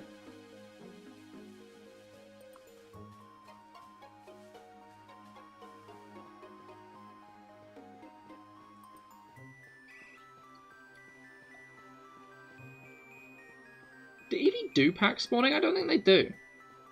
I don't know, all three of those were like walking together, which kind of makes it seem like they might, but I don't think they do pack spawning. Little groups. Alright.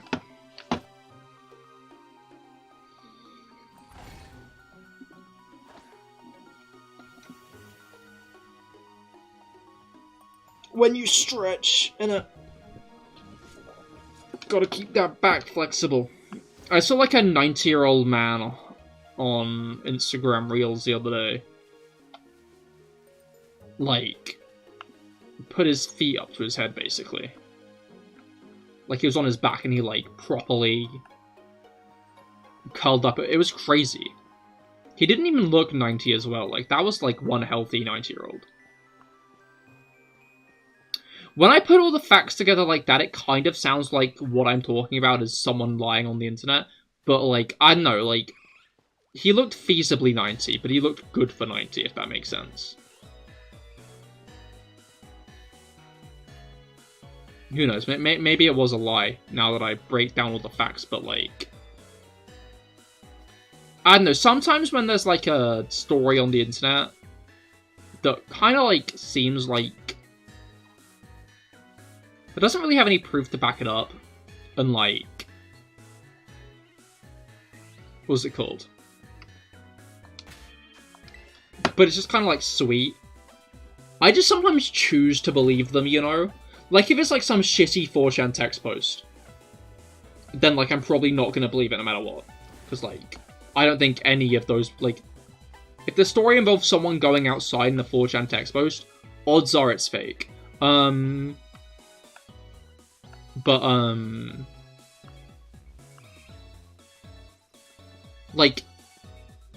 I don't know, sometimes it's just, like, a sweet story, you know? And, like, being like, oh, it's fake.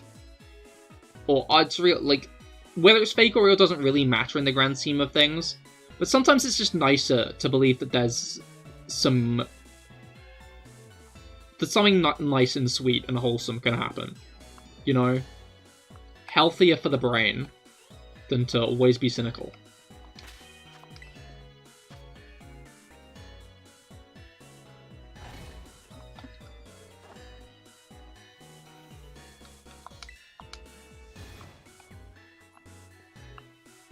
Alright.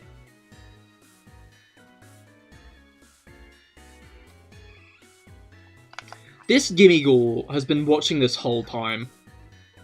This guy's a lad. Do we know if we can get a shiny Gimmighoul and go yet?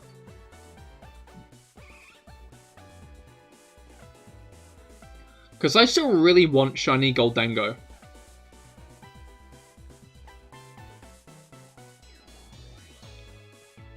Like, the day I can get a shiny Goldengo is a good day. Oh fuck, I'm being chased by Mabstiff. Am I still being chased? No, I gave up. Okay.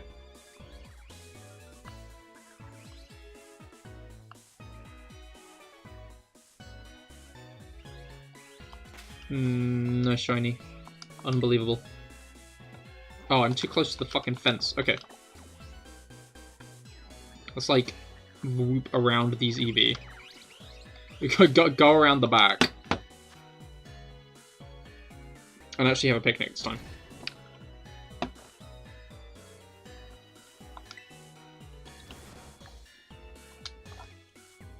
We have, like, 10 minutes left of a sandwich and we've not got an Eevee. Fucking miserable odds.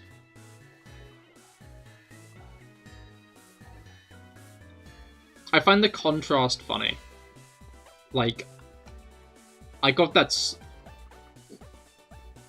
like, I can find, like, 2 completely random shinies in a day. But I can't find multiple Eevee in the same outbreak. Although I guess that's what luck is, isn't it? You know? My face when the random odds are random.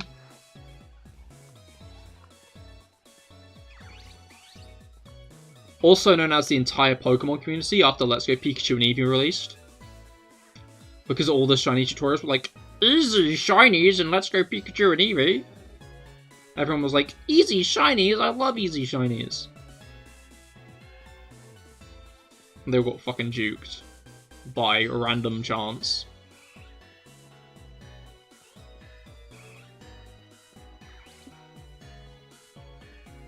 It's like if D&D... I mean, there probably are D&D players who consistently... Whoa! Who consistently claim that they're like... Sorry, that was a lot of EV.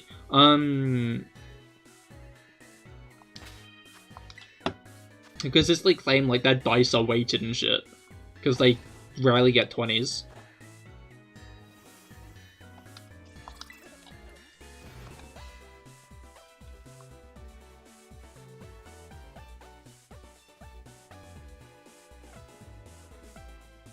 Alright.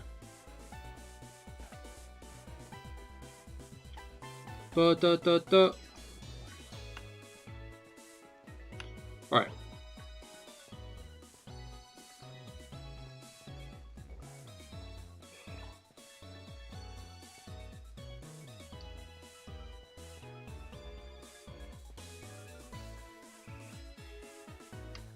Hoppip. Hoppip is like a good Pokemon to be around everywhere in this region. I like it. I don't know, I've said it before and I'll say it again. The Scarlet Violet Pokedex selection is a really, really good selection. Like, I feel like often when I see a Pokemon, I'm like, well, what was it? You know?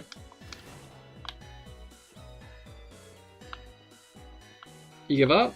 I mean, fair enough, but again, like, I feel like persistence is key in these cases. And again, the Eevee outbreaks are very rare. It's a shame there's no way you can just set up a normal sandwich for the Eevee.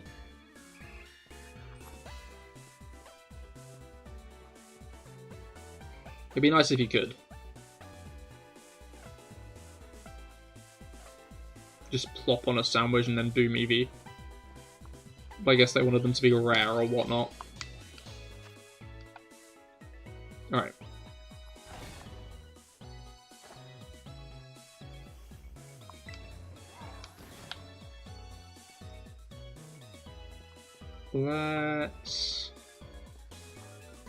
We'll continue circling this olive field. I say let's, like anything else is going to happen. Like I'm going to choose any different course of action than I have been choosing for the past 2 hours. Hour and a half, actually. I lied. Okay.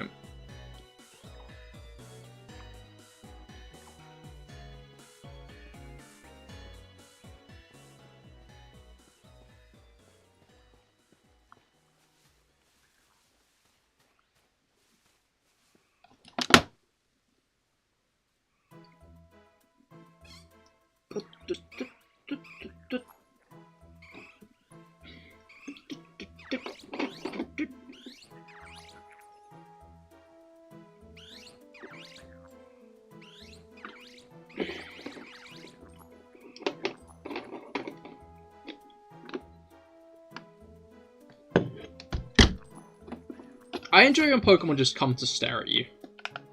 Like, this is one of my favourite parts of, like, all the overworld Pokemon in overworld games, you know? Well, except, like, Let's Go, because the Pokemon don't do that, but you know what I mean.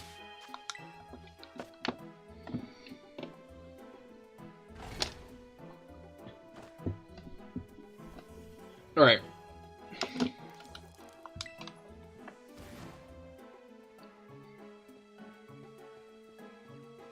It's kind of whack that we're actually only about two months-ish away from Tears of the Kingdom at this point. Like, Tears of the Kingdom releases in May.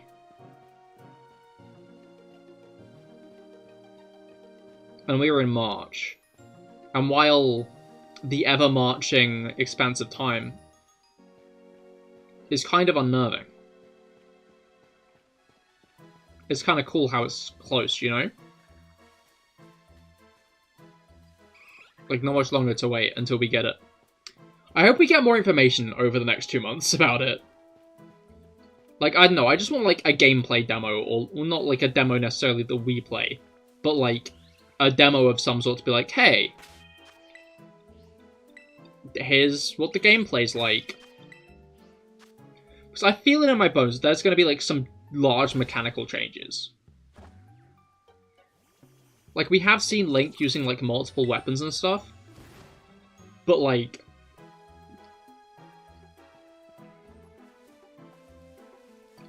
I think some of the bigger complaints about Breath of the Wild were, the durability system, slipping down rock faces when you, slipping down rock faces when it was raining, and finally horses kind of not being that useful. Like, like, you kind of have to commit to using a horse, you know? Like, you can use a horse through the whole game, but you've also kind of got to commit to it, you know? Like, I have played through all of Breath of the Wild using a horse, but, like, I'm aware that you've got to decide to, and then follow through on it. Like, it's a conscious choice. If you don't consciously go, like, I'm going to use a horse through this game. You got lucky on that. Had the Epona DLC. Does that just summon Epona to you whenever then? I thought it just meant that you could get Epona. As like a regular horse. Because like, the summoning armor for horses in the DLC is pretty useful, to be fair. But like, all the same, it's like, they're very awkward on cliffs and stuff. Which makes it kind of annoying to...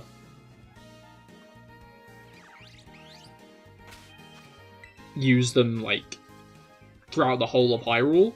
Like, you basically just want to use the horses on the path, and then, like, park them somewhere while you're going off exploring all the shrines in an area. Yeah, you can use her as a regular horse, but she was an OP horse. Ah, fair, fair. No, yeah, but, like... The horse mechanics, they just kind of felt... limiting, in a way. Like, if you wanted to go around riding on a horse... Again, you had to, like, commit yourself to it. Because... there were so many things around the world of Breath of the Wild that you'd want to, like, go and take a detour to, and the horse couldn't always make it to those places. Which more or less meant that... Wait, we got another one! Yo! Yo! Only, like, 6 minutes left of this sandwich or some shit.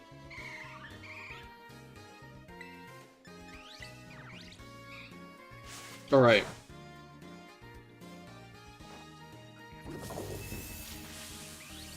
Let's try and catch it.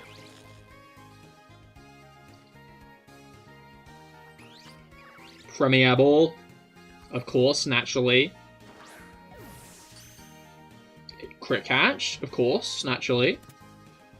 I wonder, like, what the mechanics are behind the crit catch. Okay. Pause, pause. Alright. Name suggestions. What do we name the Eevee?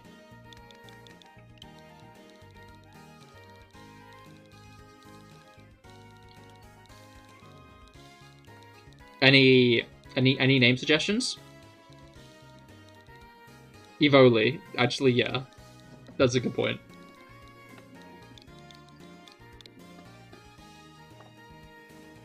Right. That is... Shiny number 3. Eevee number 2. In the middle of the song?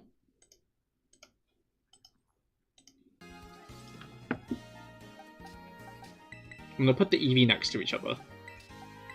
Mine's gonna go down here. Making you jealous? I mean, yeah, again, it's like persistence.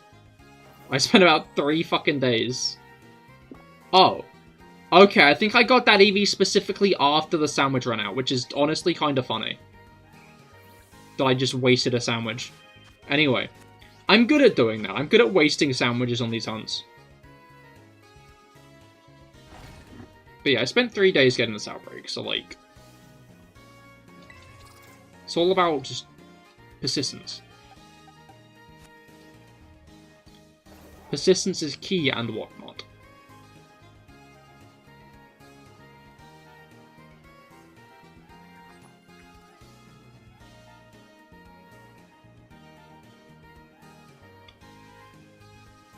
Alright.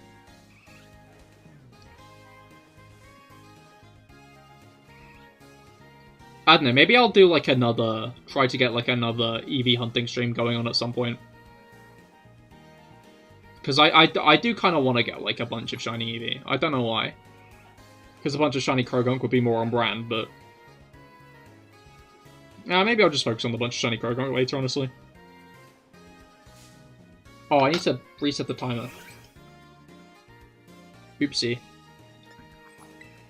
Okay, so 45 minutes for the second Eevee.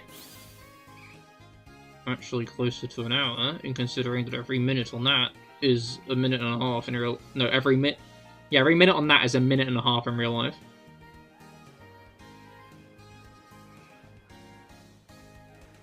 Yeah, that's the way around. I find my broken stopwatch funny. Like...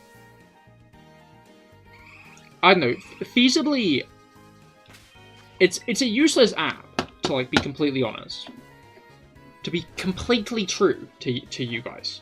it's a useless app because there's already a stopwatch built into your PC. But for some reason, that stopwatch doesn't track on like Streamlabs can't track it for whatever reason. I don't know why, but it can't. Which means that I had to like get a second app, an external app, and this one is just slow. Although, did you know that a Luigi second is slower than a Mario second?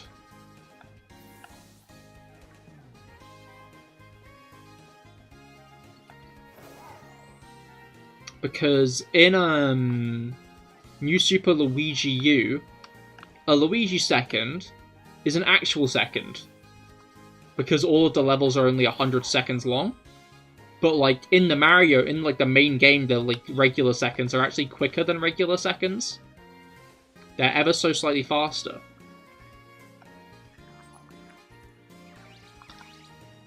But basically, apparently they did it because they couldn't complete the levels in the time limit themselves. Like they were struggling to. So like, I don't know if it's the same like on every Mario game. But it's at least the truth on Mario U. New Super Mario U. I wonder if we'll get another 2D platformer Mario on the next console. Because, like, basically they it's the same with Mario Kart, honestly. And we probably will get another Mario Kart on the next big console. But it feels like they deliberately try to limit, like, specific games to, like, one a console, you know? Like, Mario Kart and New Super Mario Bros. Probably because of the fact that they want, like... They're aware that, like, the experiences aren't all that different.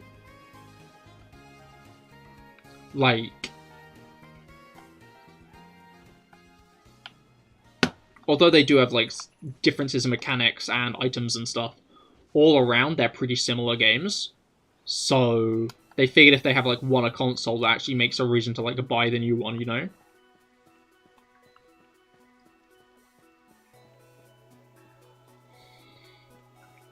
I'm honestly surprised Splatoon didn't end up being one a console, but I guess the Splatfests were over, so it makes sense.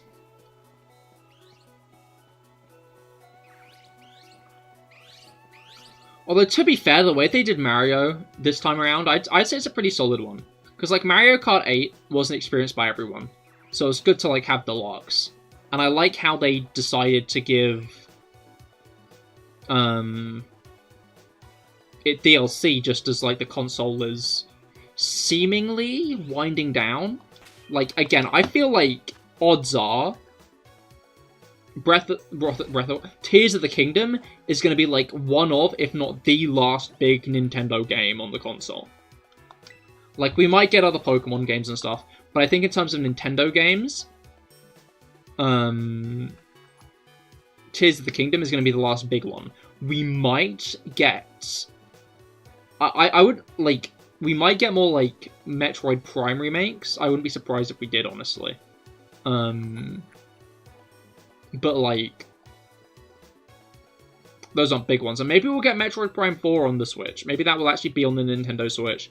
But I wouldn't be surprised if they just push that back onto whatever's coming next at this point. I guess that also depends if we're actually getting Metroid Prime 4. Maybe they had, like, almost axed development, and they decided to make this remake just to... Oh, he's eating a nut!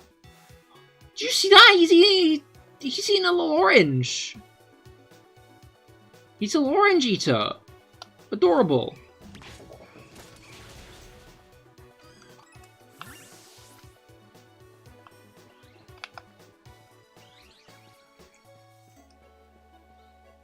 Anyway,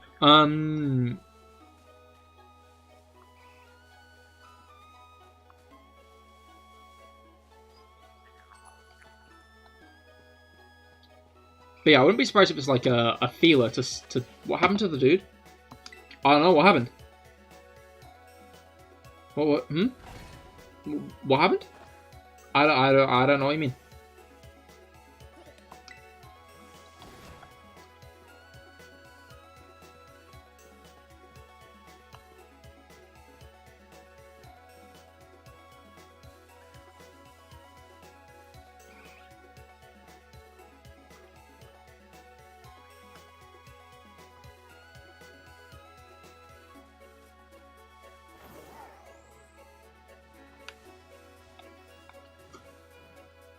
You ever realize you had something you wanted to ask someone but can no longer remember what you wanted to ask? This is what I mean about how I shouldn't just be noting stream topics down on chat.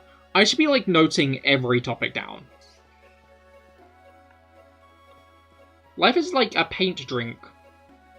Or each one will transcend it into highness. Or possibly death.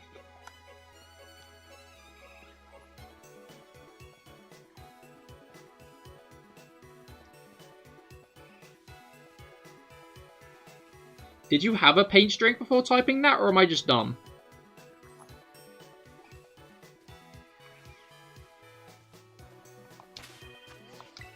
Goat. Goat! Goat! Crazy that.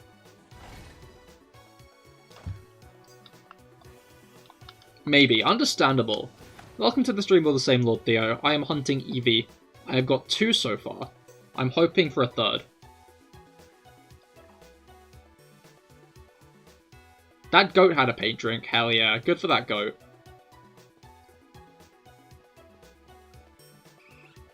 Alright. But yeah, like, I'm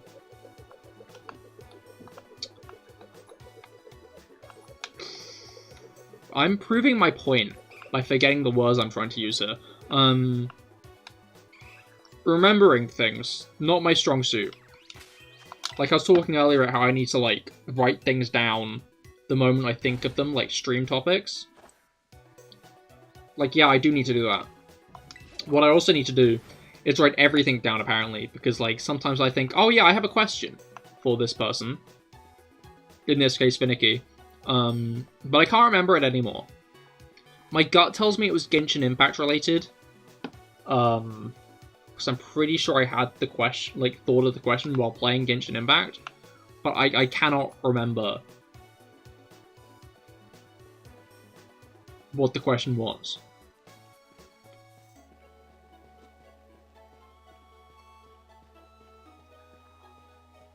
Anyway, I've gotten Finicky to watch Chainsaw Man with me, which is good. We've almost finished it. We only have 3 episodes left.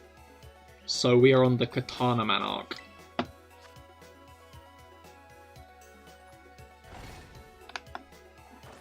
Which is a fun one.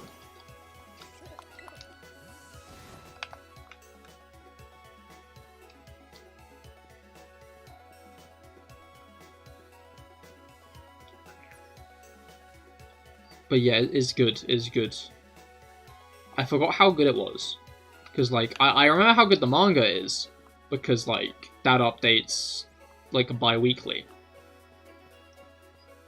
But, I hadn't seen the anime for a while. Obviously, I haven't seen it since it aired. And, like, it's got a really tight few first episodes that, like, introduce the concepts and stuff well. But then again, the whole introducing the concepts thing is more or less what the whole first season is doing, so...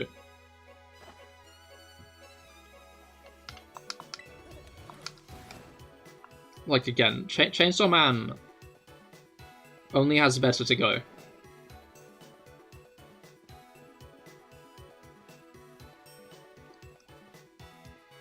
How many seasons is it? It's only 1 season at the moment, but due to how it was received, I assume there will be more.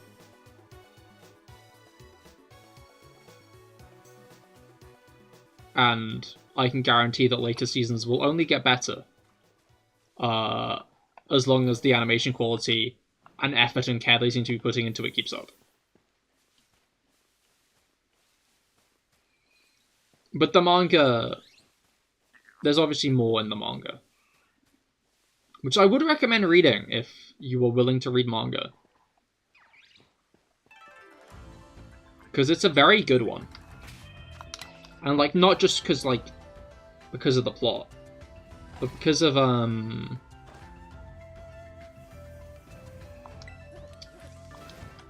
the, mangaka's skills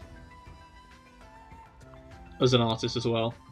The CGI raids upcoming? Hell yeah, there are! I'm looking forward to doing those at some point when that releases.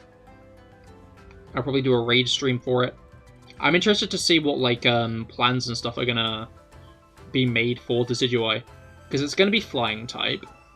So Ice or Electric would be pretty good types to use against it.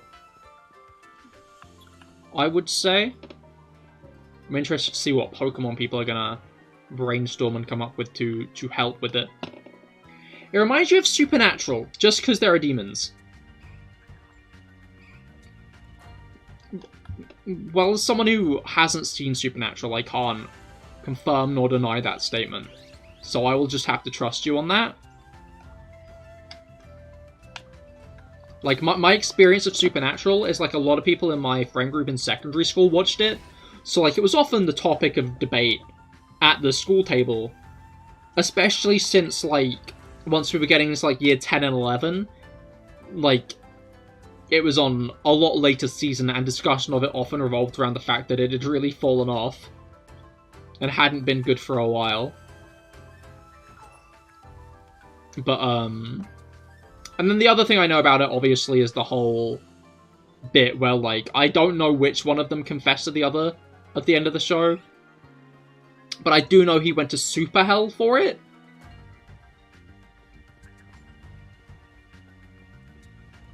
What?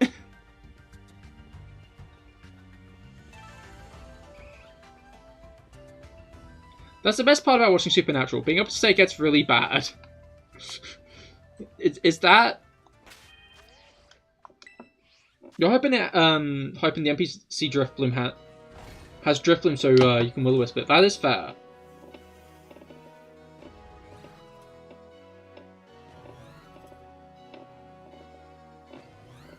You let your determination take you to thy goals, turning it into a passion, and never give up and continuing walking to the path of happiness. You're amazing, have a nice day, stay safe and enjoy life. You too, Black Prism, you too. And also everybody in chat.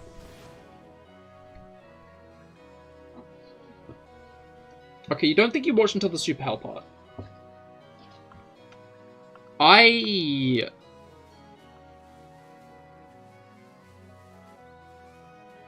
That's fair. I don't know. I only heard about it because it was all over the internet. Because it was trending on Twitter, but you don't use Twitter because you are smart. You are intelligent and don't use Twitter. I keep thinking, man, I need to stop using Twitter. But I don't. I feel like if the day comes where I just stop using Twitter, my life will get significantly better. So maybe I do need to stop using Twitter.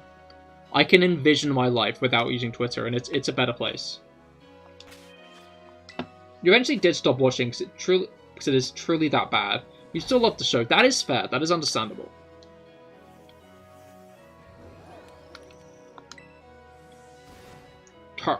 I don't think you can call yourself a real fan unless you've watched it all twice. The whole thing. All of it. And you've got to watch it 7 times, Finicky. Otherwise, you cannot call yourself a fan.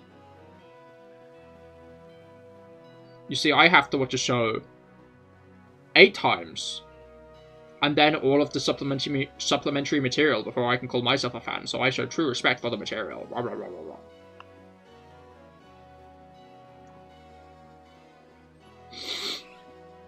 Sorry, I'm training to become a gatekeeper.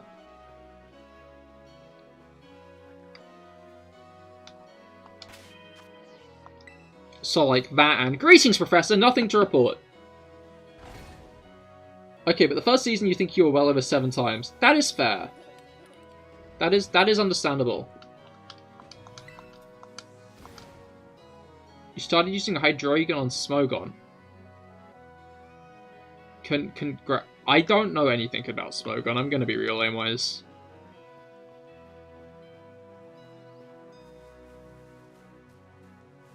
Whenever someone talks about, like, Showdown Smogon, honestly, I didn't notice that you said the name of, like, the rules it abides by rather than the site until you pointed it out there. Like, whenever people are talking about, like, competitive stuff, I understand all of the words and what they're saying. I don't understand what's actually happening.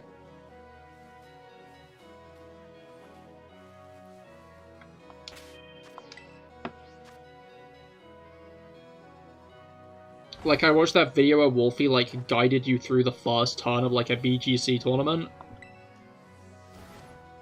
I'm pretty sure it went so far over my head it hit an airplane.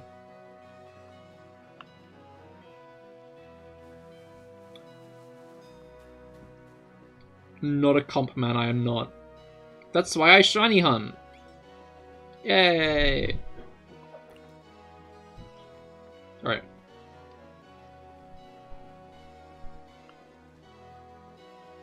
Hydreigon recently got added to OU because Shenpao got banned to Ubers. Yeah, no, again, I don't understand.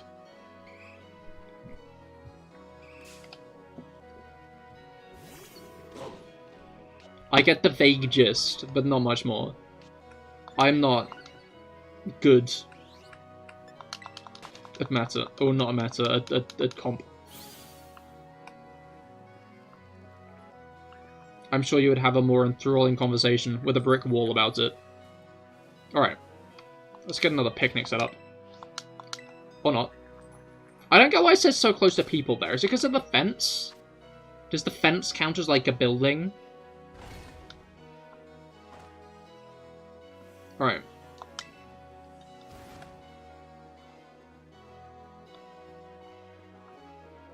Like, what does it mean I'm too close to people? Because there are no people around. There are no people in the vicinity. It's just the fence here. So I'm guessing the fence just counts as, like, a building or something. So you can't picnic too near it, I guess? So you can't set your picnic table up through the fence.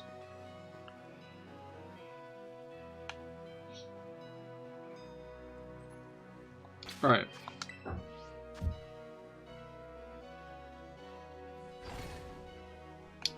Okay. Let's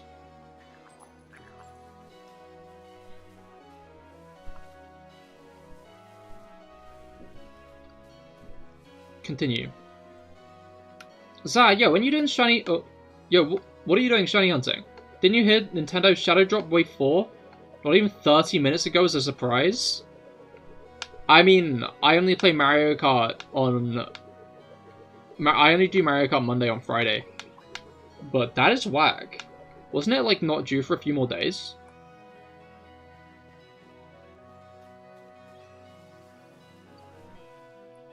I guess I can check if it was updating, right?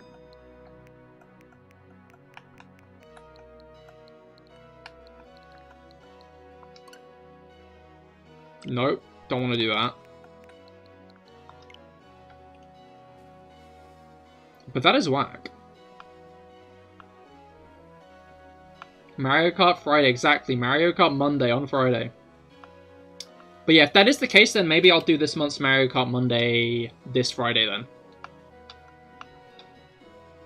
To celebrate. To play some new courses, because that does seem pretty hype. That is pretty exciting.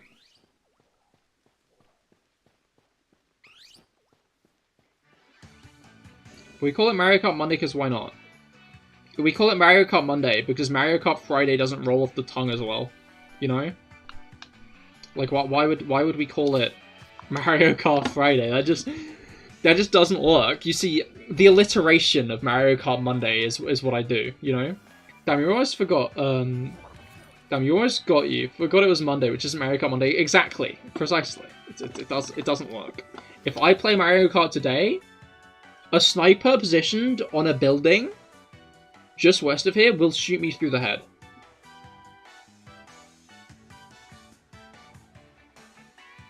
And, I don't really want that. Like, I don't know about you guys, but, like, I'm happy with the amount of holes my head has in it right now. I don't want another one. He's not lying. I'm not lying. The sniper is being paid out of Finicky's pocket. She's paying for it. She doesn't know. But, no, dude, it's still coming out Thursday. Oh, you lied. Okay, I get it.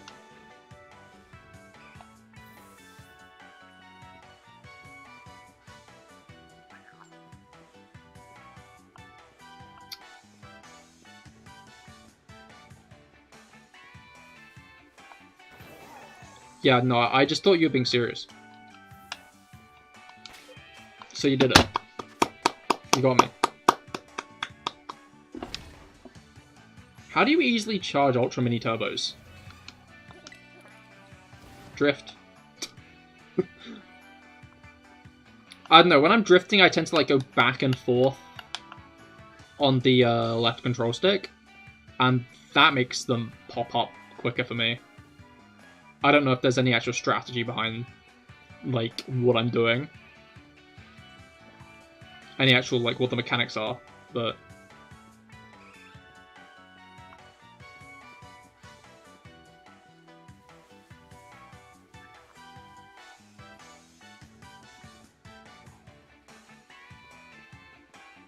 it's 11:31 and you're tired, so you're going? Fair enough, Brugro. I hope you have a great rest of your day. Well, I guess. Great sleep. Great night.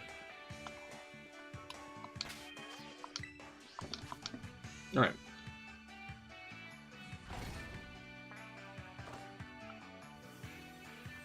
Surely fast enough to charge a Super Mini Turbo. Yeah, no, I tend to, like, shift, like, left and right as I drift on the control stick, and that tends to help me boost them pretty quick. Why are there so many Starly here? That kind of startled me.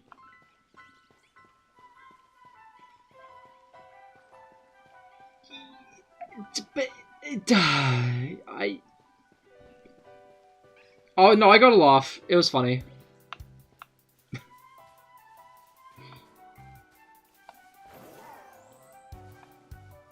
Starly is a normal type, yeah? I don't have a sandwich on. Actually, taking a tighter turn makes you boost charge faster. Ah, understandable.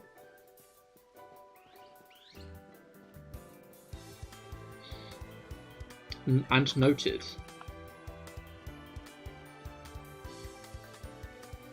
Oh, that fletchling looked weird from afar. Like it was looking towards me. But I had a black head and I was like, what? Fletchling have red heads. Right.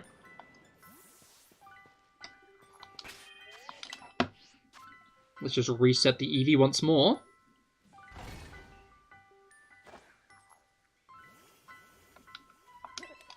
Alright. But yeah, one thing I really like about the Mario Kart DLC is I don't have the DLC. I've not actually bought it. But, like, you can still have access to it online, which I think is really nice of them to do. Like, I'm surprised that they're actively doing that. Because surely in that being a thing, it's probably lost them sales, you know? Use the Shuckle in the Battle Tower in Pokemon Shield. You called it Bob. Bob. What a lad. Love that. Shuckle's cool. I like Shuckle. Big Shuckle fan.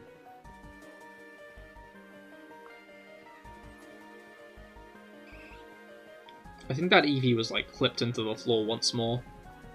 But, like, it was sleeping this time. Alright.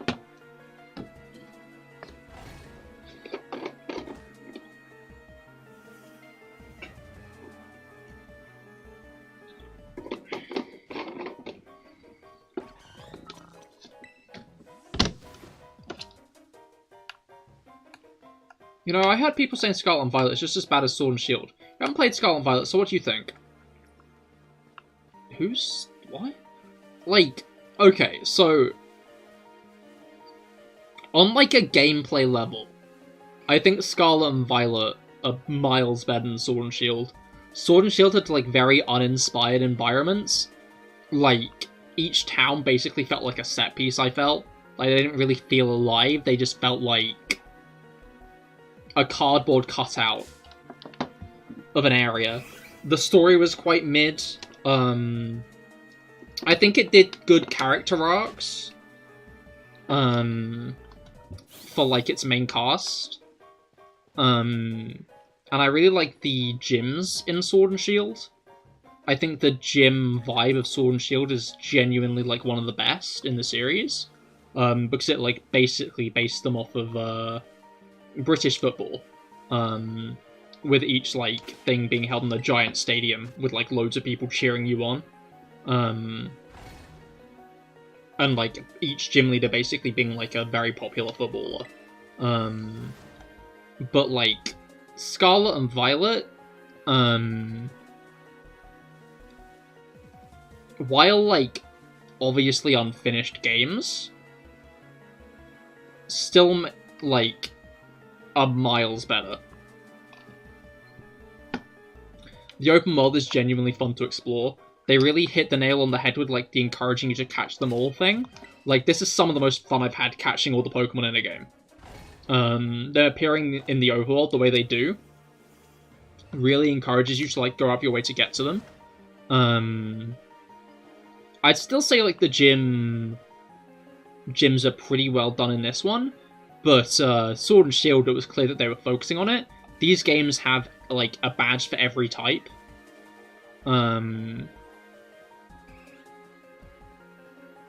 So like there are a bunch of different things. Like they had things similar to the totems of Sun and Moon.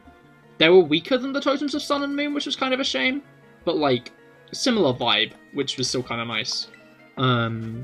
As well as like the evil team giving you badges. I'd say the character arcs are just as good, if not better, in this game. And as Aimwise was saying, the story is miles better. Especially the final leg of it, where you venture into the middle of Paldea, to this area called Area Zero, which feels straight out of a Xenoblade game, with about 3 months less development time.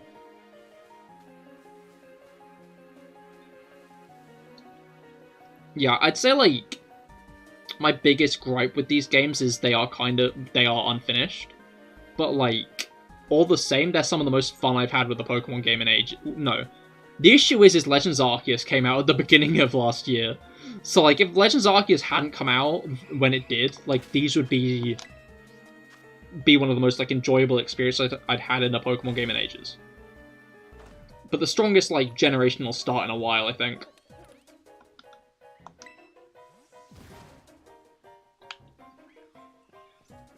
And, like, truly, like, a proper mix-up to a formula that has been getting bland. Like, this is the reinvention that Pokemon needed, I think. And I think people who, like, are leaning on the side of it's bad, annoyed about, like, the fact that it isn't all that polished. I don't know, it's like a marble statue unveiled a few months early. That's how I think of these games. It's like if Michelangelo... Maybe let's not go that far. It's like if someone was making a marble statue and, like, they were forced to unveil it before it was ready. Like, whether it was the pipeline or not enough development time or whatever ended up, like, happening to make these games like this. Something did at some point, and it meant that, like, the camera in battles can sometimes be glitchy. There are weird visual glitches and stuff. But I'd say, like, none of it really affects the gameplay itself, which, again, very strong. Going to Italy next week. Hell yeah, I hope you have fun. That is very cool.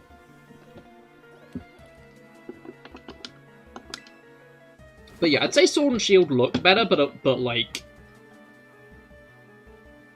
from a gameplay standpoint, are worse. I still enjoyed Sword and Shield, though, don't get me wrong.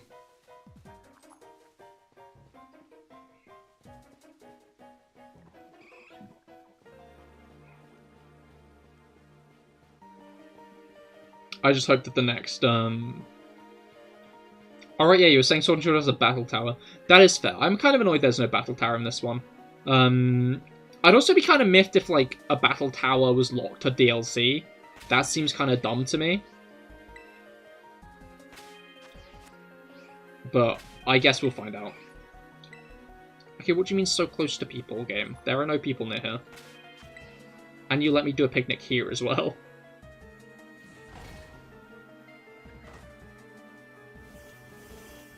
Like, I'd say, like, Sword and Shield's DLC is, like, probably, like, one of the better ways to do DLC, in the fact that there's, like, no necessary mechanics behind it.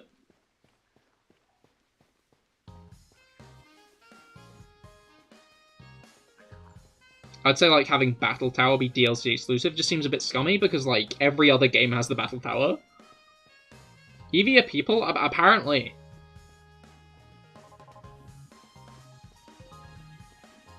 I mean, like, Pokemon are pretty sentient, to be fair.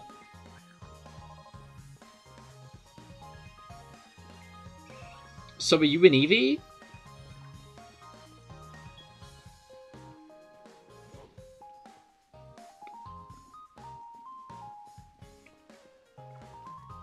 Is a plucked chicken a man?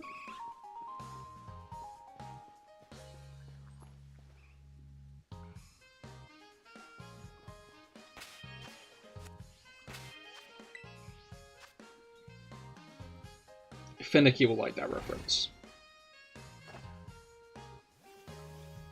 She won't. That was a lie. Are you Giga Chad or is Giga Chad you? No, Chad is someone else in chat.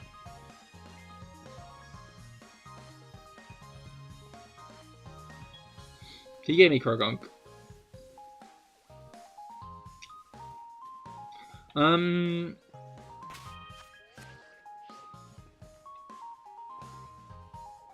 Alright, I'm gonna go to the toilet quickly. I will be back in uno momento, but do be sure to stay tuned for some more Eevee shiny hunting. I will be right back.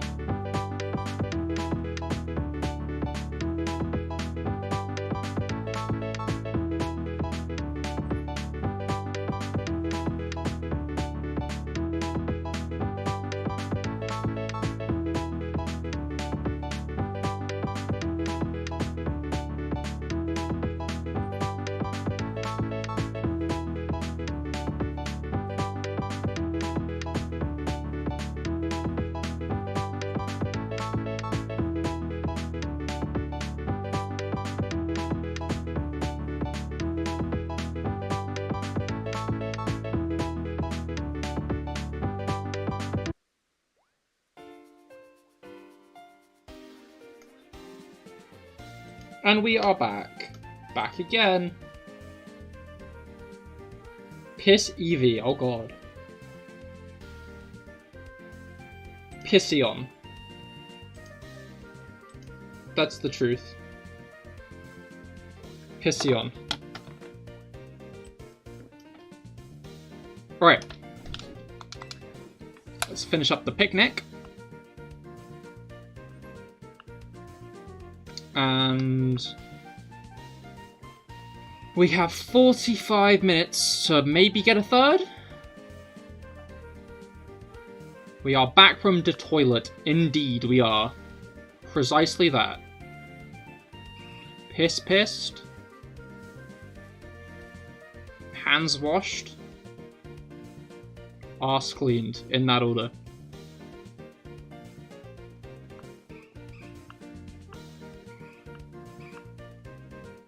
Alright. Wrong button. I meant to do this. Yeah.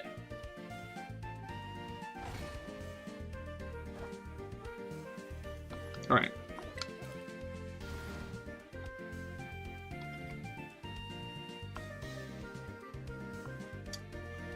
Hop it.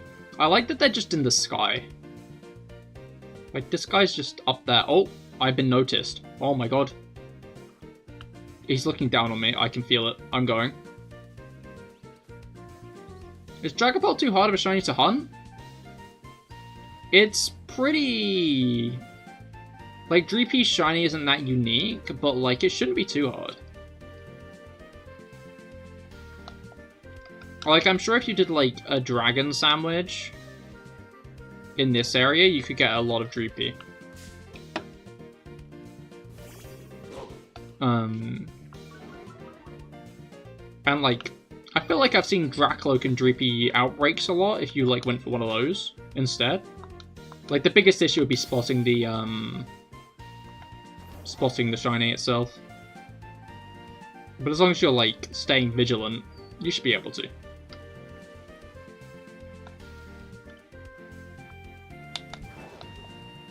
What if I just stop doing the whole picnic thing and just do this? Might do a Shining Pearl Nuzlocke.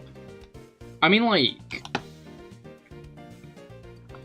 I don't know, I feel like BDSP are, like, only hard at the final leg of the journey. So as long as, like, you get good enough encounters and, like, do a good enough job, like, training them out during the main story, you should be good. It'll mostly be, like, that final stretch of the Elite Four and Champion that'll be, like, the hard part.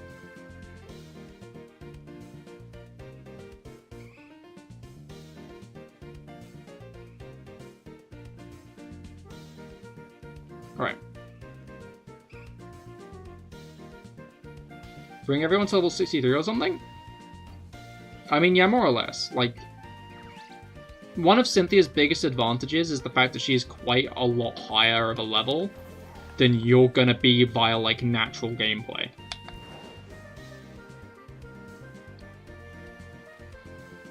Like, that's like Cynthia's biggest strength, is that she is a lot higher of a level than you.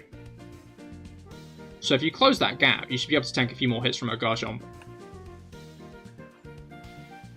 Which is more or less what her whole team is built around.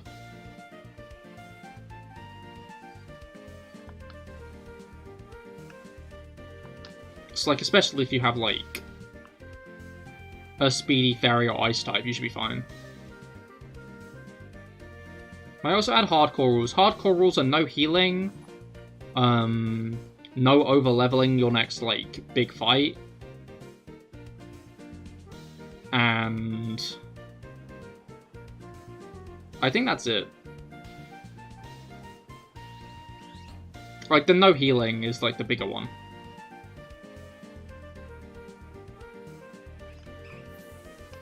Oh wait, no, I was just, like, leaving, wasn't I? I was just kind of going, whoop, despawning all of the Eevee, and then whoop, and respawning all of the Eevee.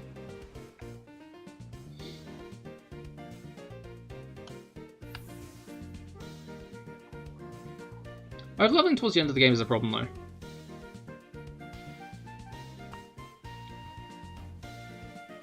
I feel like it's not that big of a problem in VDSP, because again, like, there's a large level jump at the end of the game. Like, I'm pretty sure Volkner's, like, highest level is about 50-ish. And then Cynthia's is obviously, like, in the 60s. I think it's 66.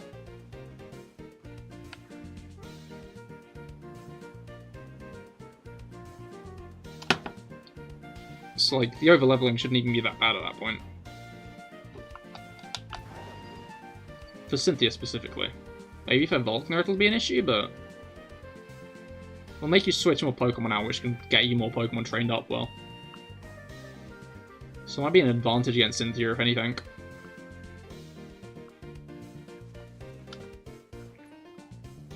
And in Hardcore Nuzlocke, you generally want to, like, prepare your team for the gym leader specifically to begin with. Every time you play BDSP, you're extremely underleveled when entering the Elite Four. Exactly. I feel like that's, like, one of the points. One of, like, the goals of Diamond and Pearl is, like, the League extremely high level in comparison to, like, what you're meant to be. And again, that's what, like, makes Cynthia such a threat. Because, like, not only does she have one of the strongest Pokemon in the game on her team, she has a very big, like, level discrepancy with you.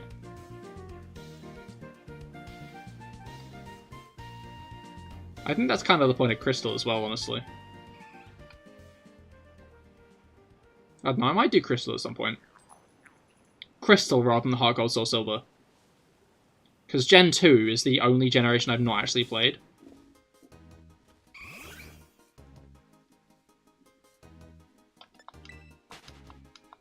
Garchomp is still an abomination. I mean, it's a dragon pseudo. I feel like most of them are some flavor of abomination. It's what they're built to be.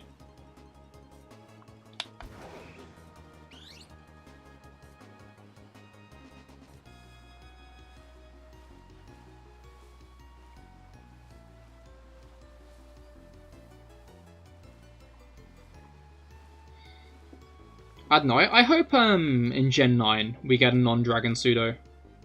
Like, isolated, I like Baxcalibur. Like, just considering Baxcalibur by its own methods, Baxcalibur's cool. Not by its own methods, by its own merits, Baxcalibur's cool. Haxorus isn't a pseudo.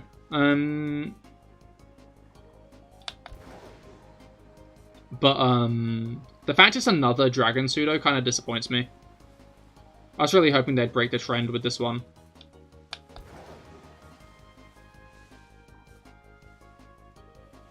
Because it's just quite overdone at this point, you know?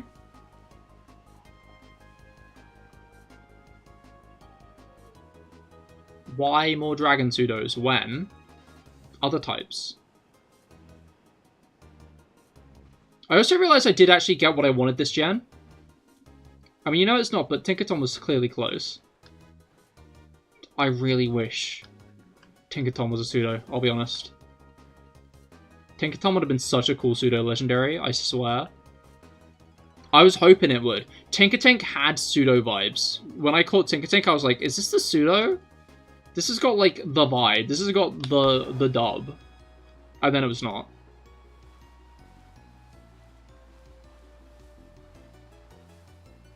And I was disappointed.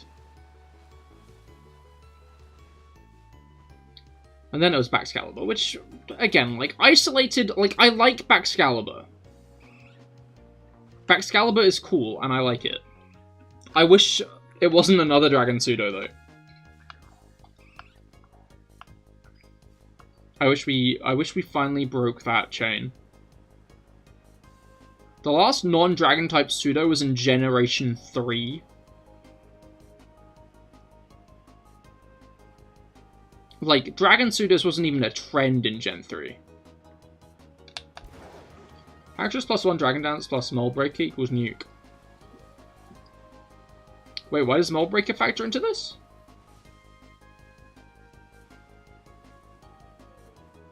I thought Mold Breaker just nullified the effects of abilities.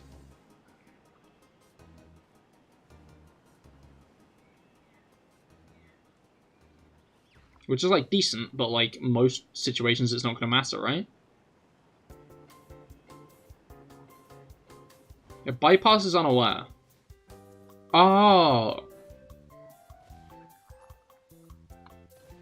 That still feels very situational, but it's pretty solid.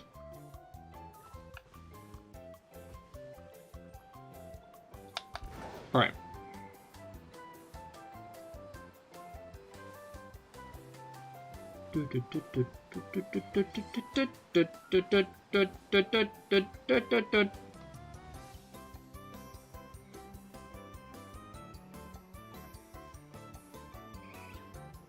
Quasar will get sent to Ohio if hit by it. Well, Scott the Woz lives in Ohio, so I think that's a pretty good trip. Because I like Scott the Woz. I miss Scott the Woz. He hasn't uploaded in so long. I guess it's, like, not that big of a surprise. Because, like, January, February time for YouTube is, like, bad. But imagine if Gen 10 is based off Ohio or Brazil.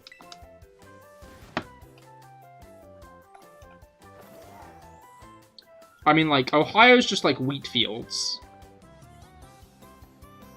But, like, Brazil would be nice. Brazil would be a cool region. You're just saying it because the internet's regurgitated those words into your head so many times. Guess you took a break after Christmas. Yeah, no, most likely. Like, to be fair, it's kind of a decent system. A weird one, but a decent one of, like, the whole... Before Christmas, things are... What's it called? Before Christmas, like, you're getting a lot of ads and stuff. Brain. No brain. Yeah, in December you're getting, like, a bunch of ads and stuff because of Christmas. Which means you're probably getting, like, more money around that time. And then January and February, although things dry up, you might, like, burn yourself out over Christmas time. So, like, it makes sense that you can now make less videos. If any at all. The Amazon is the DLC. I mean, the Amazon's, like, part of it. Although, I guess, if they kind of, like, go to return to, like, the whole... Not whole region is based on... Region isn't based off of a whole country. Because that's only been a thing recently, hasn't it? Because, like, even Alola's only based off of 4 of Hawaii's islands, but Hawaii's got more islands, doesn't it? Like, the first time a region was based off of more or less a whole country. In fact, I'd argue it's even, like, Paldea. Because, like, Gala's based off of the United Kingdom, yeah? Or even arguably Great Britain. Because it's got Scotland... Kind of Wales? Does it have Wales? I don't think it does. Does it? And England, but it doesn't have Ireland. It's like, even that is arguably not, like, the whole of Britain. Which means that Paldea is, like, the first region based off of the whole country.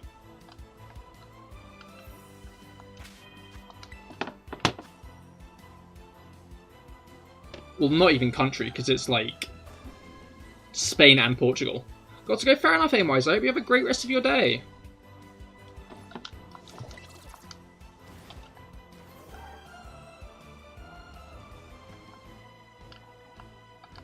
Right.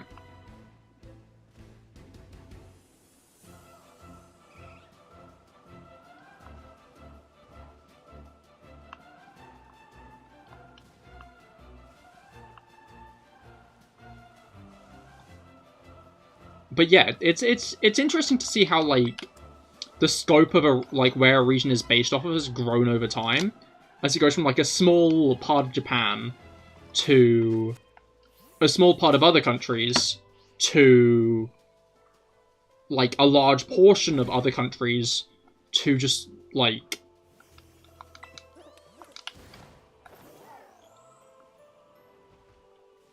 a whole country... Multiple whole countries, technically, in Gala. But to be fair, both England, Scotland, and Wales aren't the largest countries, so... But then over to, like... Again, like, an entire country... 2 entire countries. Minus any colonies. Because from what I remember, Portugal and Spain still have a few. Yeah, no, they do, because Portugal has, like, one of the biggest...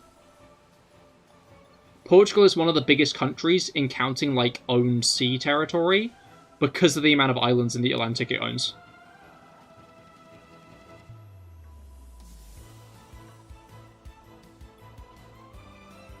So I wonder how Paldea fits into that. I don't know, I feel like we won't get a Brazil region next. Because a lot of, like, that, South American culture ended up influencing some of the Pokemon in Paldea. Like Garganical. Clearly looks like an Aztec pyramid.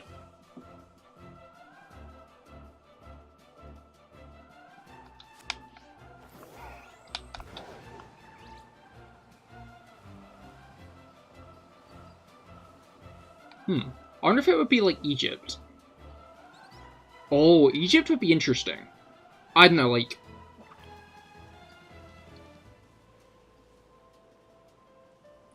You know what? Yeah, I think it would be cool to have, like, Egypt. Like, obviously they'd have to do, like, some tweaks and edits and stuff. Because Ice-type Pokemon would have to appear somewhere. But, like... I think Egypt would be a really cool one, actually.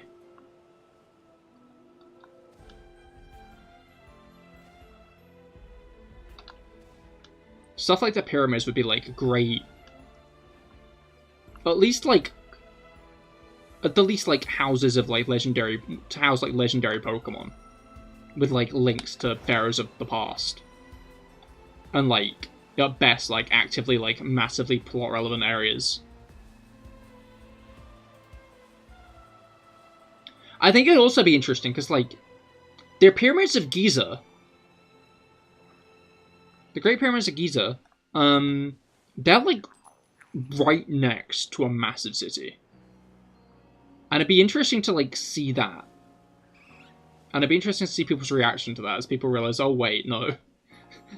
That's actually how the world is.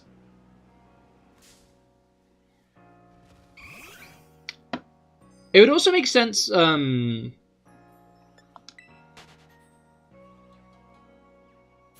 it? But yeah, like, it'd be a fun open world one, I think. I don't know, I guess the issue is like, deserts aren't that interesting, now that I think about it. Like, you have to make a desert interesting. Like, you have to go out of your way to make a desert interesting, I mean. Like, just as it is, a desert is a rather, like, bland place. So I think it would have to, like, really, like, ham up the less arid regions of Egypt. To, like, make it more appealing, if that makes sense. Or maybe I just really don't understand Egypt's geography and I look like an idiot right now, but, like, I feel like most Westerners would probably hold a similar, say a similar thing to me, so... Yeah. Like, I think it would hold, like, a lot of interesting, like, areas and stuff, but, like... I feel like the biggest concern would be, like... Deserts in video games just end up being, like, the blander regions.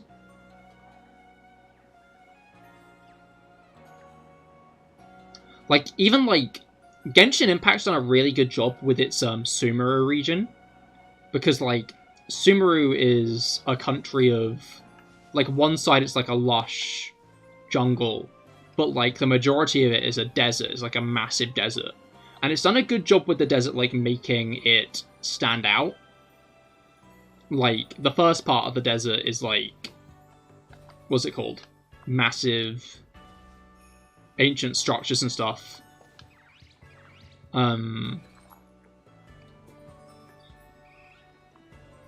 Obviously, like, based off of, like, a variety of, cultures and stuff.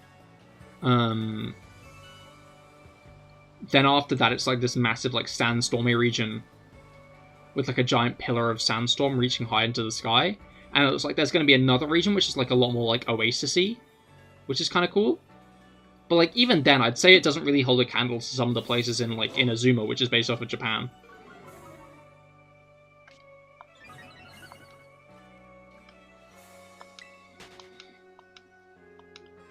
Like, deserts are just fundamentally hard to make interesting because of what a desert is. I'd say it's not really anyone's fault. Yeah, true. The only thing I would say is it's not pretty. Exactly. It's just not, like, that visually appealing. Which means it's just, like, kind of not that memorable in the end. Because, like, consider, like, this place called Watatsubi Island in Inazuma. Which is, like, this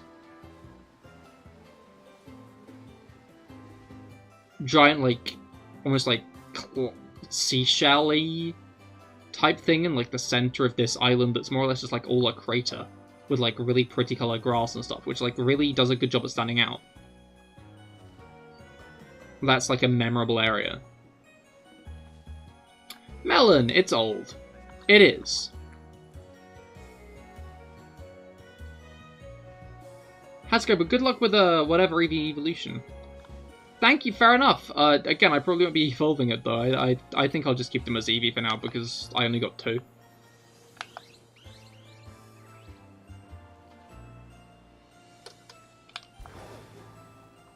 But yeah,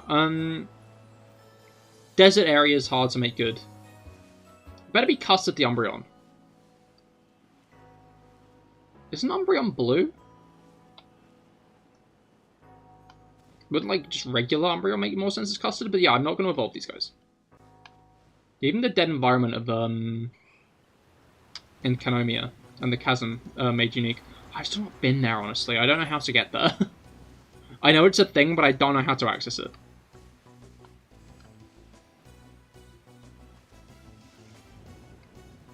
Shiny Umbreon has yellow eyes. Ah, fair. But yeah, no, I'm not going to evolve these guys. Evolve the 2 Eevee I got for now, I think. I'll keep them as Eevee.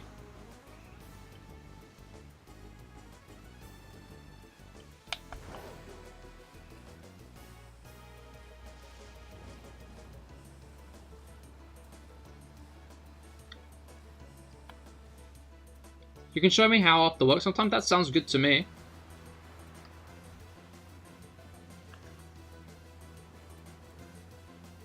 It's raining. Plus, custard is one of your favourite foods, and you have a plushie of a shiny Umbreon called Custard. Understandable.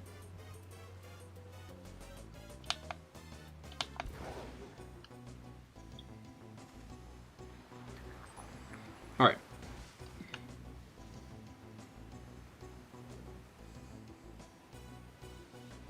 It is raining. Oh, wait.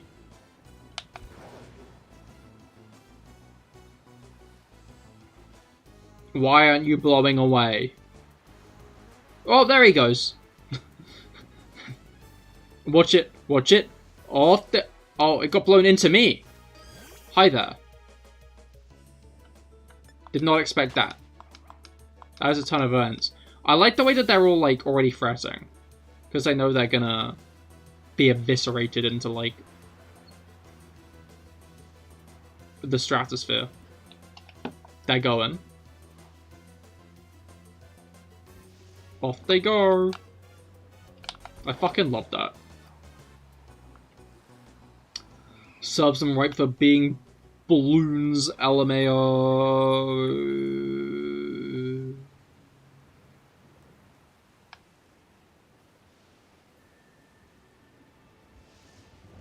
But yeah, I'd say that's the biggest issue with, like, adapting, like, a place like Egypt into a Pokemon region. Like, especially, like, it might have even worked with, like, how older games were, and maybe if they do try to, like, make a game in the style of older games, then it would. Honestly, that would be an interesting way of doing things. Like,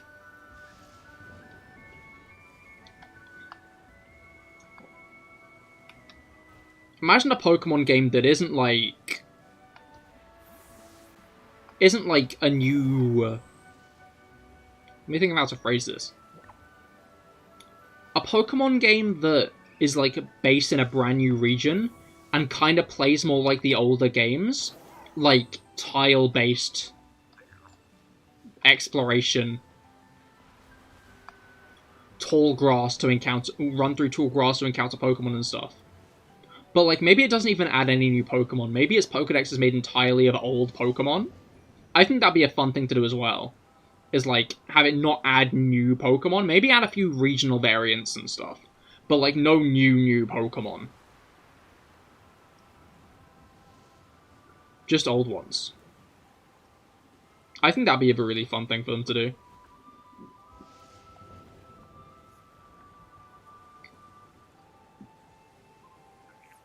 Maybe even like either Octopath Traveler style or maybe like Shantae Half Genie Hero style. Where it's like kind of more of like a painted aesthetic.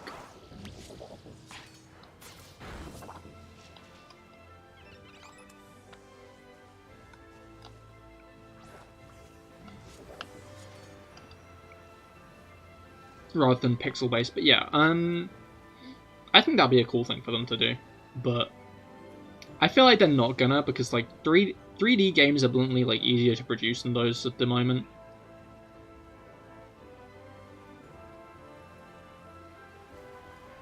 Could be interesting, but it could backfire if it's not executed well. What? What do you mean backfire?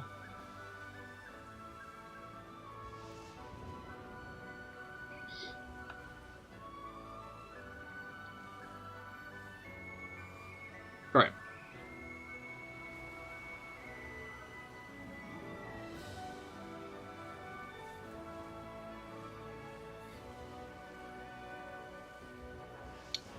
Is the game lagging more because of the brain? I think it might be. That's not fun.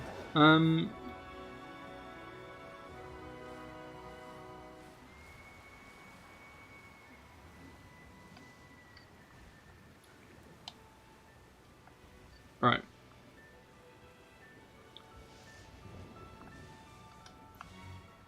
I'm gonna take a drink quickly.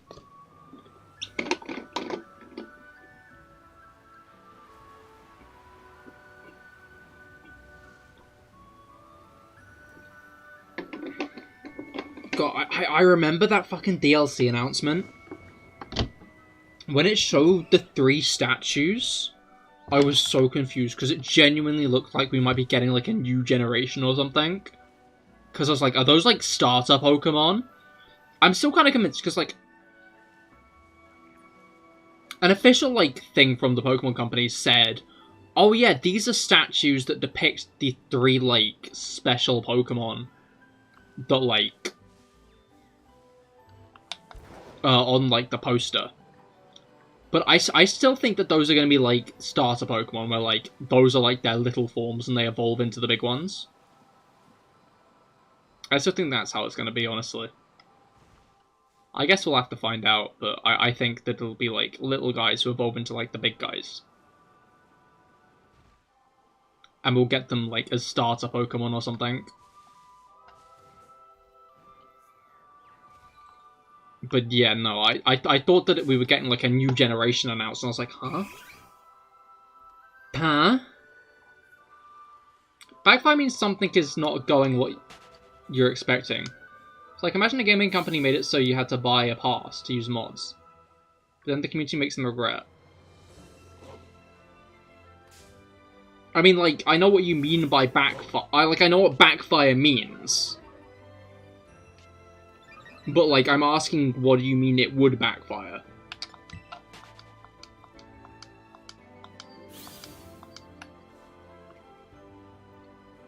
Because, like, if you just mean, oh, it could be glitchy, then, like, any idea could backfire in that way. Honestly, I wonder if, like, Game Freak were tasked with a more that style game, if it would end up being better. Because, like, look at stuff like Let's Go. Like, Let's Go Pikachu and Eevee are, like, genuinely some of the best, most polished... it's probably the most polished game on the Switch. Not on the Switch, sorry, Pokemon game on the Switch. And it's a more ORAS-style Pokemon game. Like, from what I remember, there were a few glitches. No, like, visual errors. The games look clean as hell. Well, they don't execute the story well. The puzzles, not well. The Pokemon in the deck's not well. I mean, yeah, but, like, any game could be like that. I feel like that's just kind of like a given in any suggestion, is like, yeah, they could fuck it up.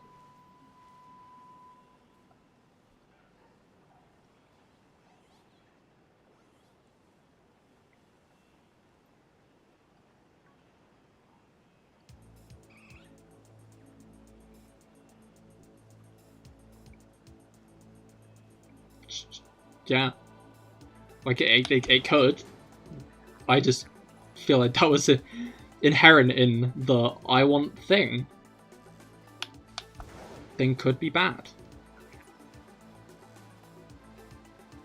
I just thought you might, like, have meant that there was, like, a specific issue in what I said.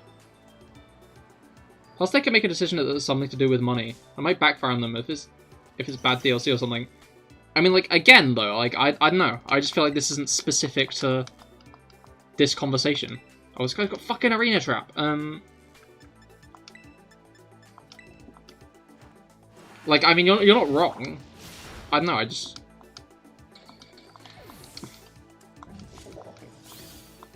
feel like this conversation could be had about anything. At which point it is an inherent part of it. If you have arena trap, I mean, you're gonna die anyway. That's just kind of a you issue. Fuck you, Diglett.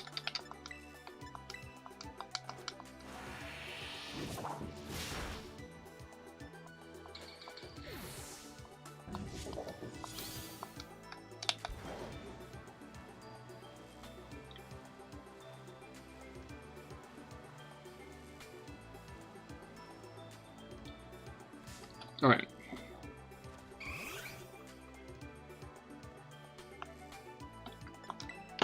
But yeah, no, I think it would be interesting to see Game Freak. Holy shit, why are there so many Pokemon everywhere? I can't move my feet without stepping on something.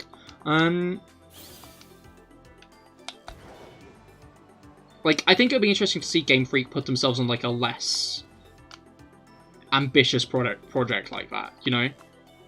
At least, like, a part of their staff. Because, like, I don't know, I've always wondered since, like... since Pokemon started going 3D, honestly. Because I feel like, as much as I fucking love Sun and Moon, and I think that they are still as polished and great as a lot of the DS games, a lot of people would argue that, like, the 3DS is where Pokemon started going downhill as a franchise. Again, I don't believe this. But... like, I'd say it's more, like, after Let's Go, where, like, the cracks started to show. Whoa, that rhymed. Oh,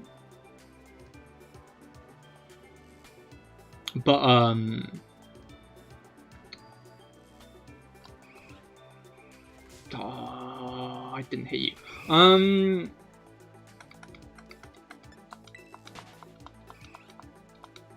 What was it called? I'd be interested to see how Game Freak would do with, like, an older style game, you know, like a classic grid-based style new game in a new area and stuff. Not just like a remake, like a brand new game, but like kind of grid-based, very much in lieu of, like, the original games, as in, like, Red and Blue to X and Y, really. With Let's Go included. Like, I'd be interested to see how well of a game that ended up being. How good of a game that ended up being. And I'd be keen to see how good it would be. I feel like being on a home console has forced them to have a larger scope, and I think they're still learning to cope with that, if that makes sense. Like, a lot of, like, things are being thrown at, like, accusations are being thrown at Game Freak by the community a lot, it seems, at the moment. But, like, I genuinely think the issue is they've been forced to up their scope because of the evolution of hardware when they weren't really ready for that, if that makes sense. Like, they were ready to continue producing for the 3DS. or like a 3DS sequel, which probably wouldn't have been all that powerful in the same way that the 3DS wasn't all that powerful. But then they got their games basically lumped onto a main console, and like, how much experience have they even had with like main console games at that point? Because often main console games are outsourced, right? Like, Colosseum wasn't made by Game Freak.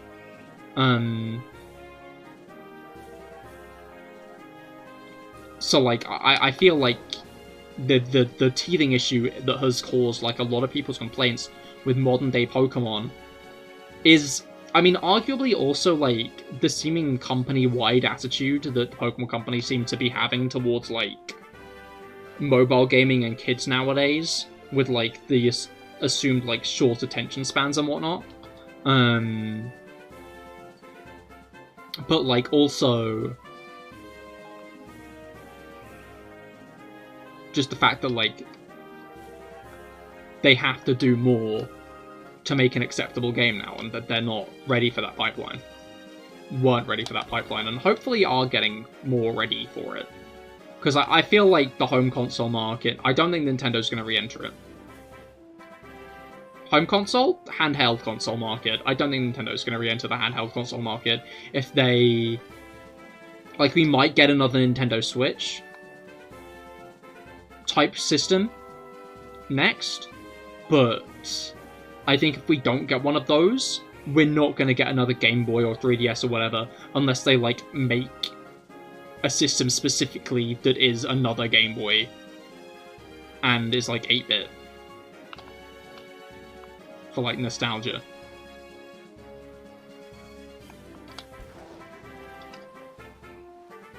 Right.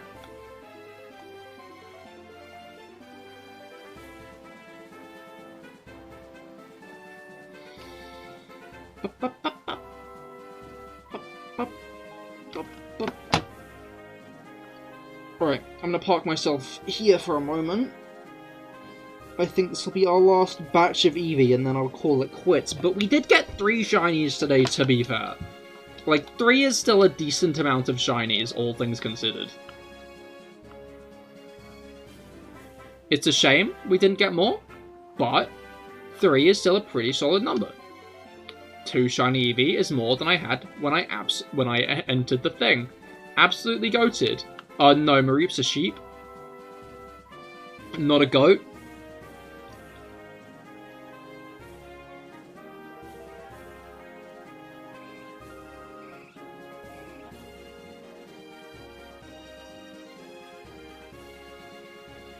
Alright. But yeah, next shiny hunting stream will be Regice again, I think. But I'll say more of that on the end card. Absolutely sheep, precise, that's what I'm talking about, Finicky. That's what I mean. That's exactly what I mean, and what I'm talking about, and what I mean.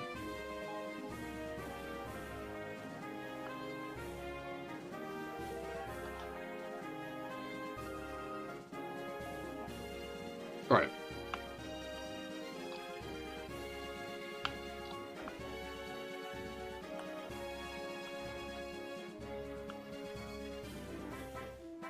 Yep, I think that is just about where I will call it. No cause to continue dawdling, I say. But yeah, thank you all for coming. This has been a good one. This has been a very fun one. Again, we got 3 shinies, which is pretty fucking solid. Well, you might just finish off Elden Ring tonight after all. Hell yeah, best of luck with that. But yeah, next shiny hunting stream will be next Monday, where I will be doing Regice. I'll be shiny hunting Regice. And then next stream, this Wednesday, will be more Pokemon Ranger. Last stream, we caused a cataclysm. This stream, I think we should probably try and fix that. Not this stream. Next stream, we should probably try and fix that. So that'll be how that goes. But yeah, thank you all for joining me. This has been great. And I hope to see you all on Wednesday for our next stream. I hope you all have a great rest of your days. Goodbye and good night.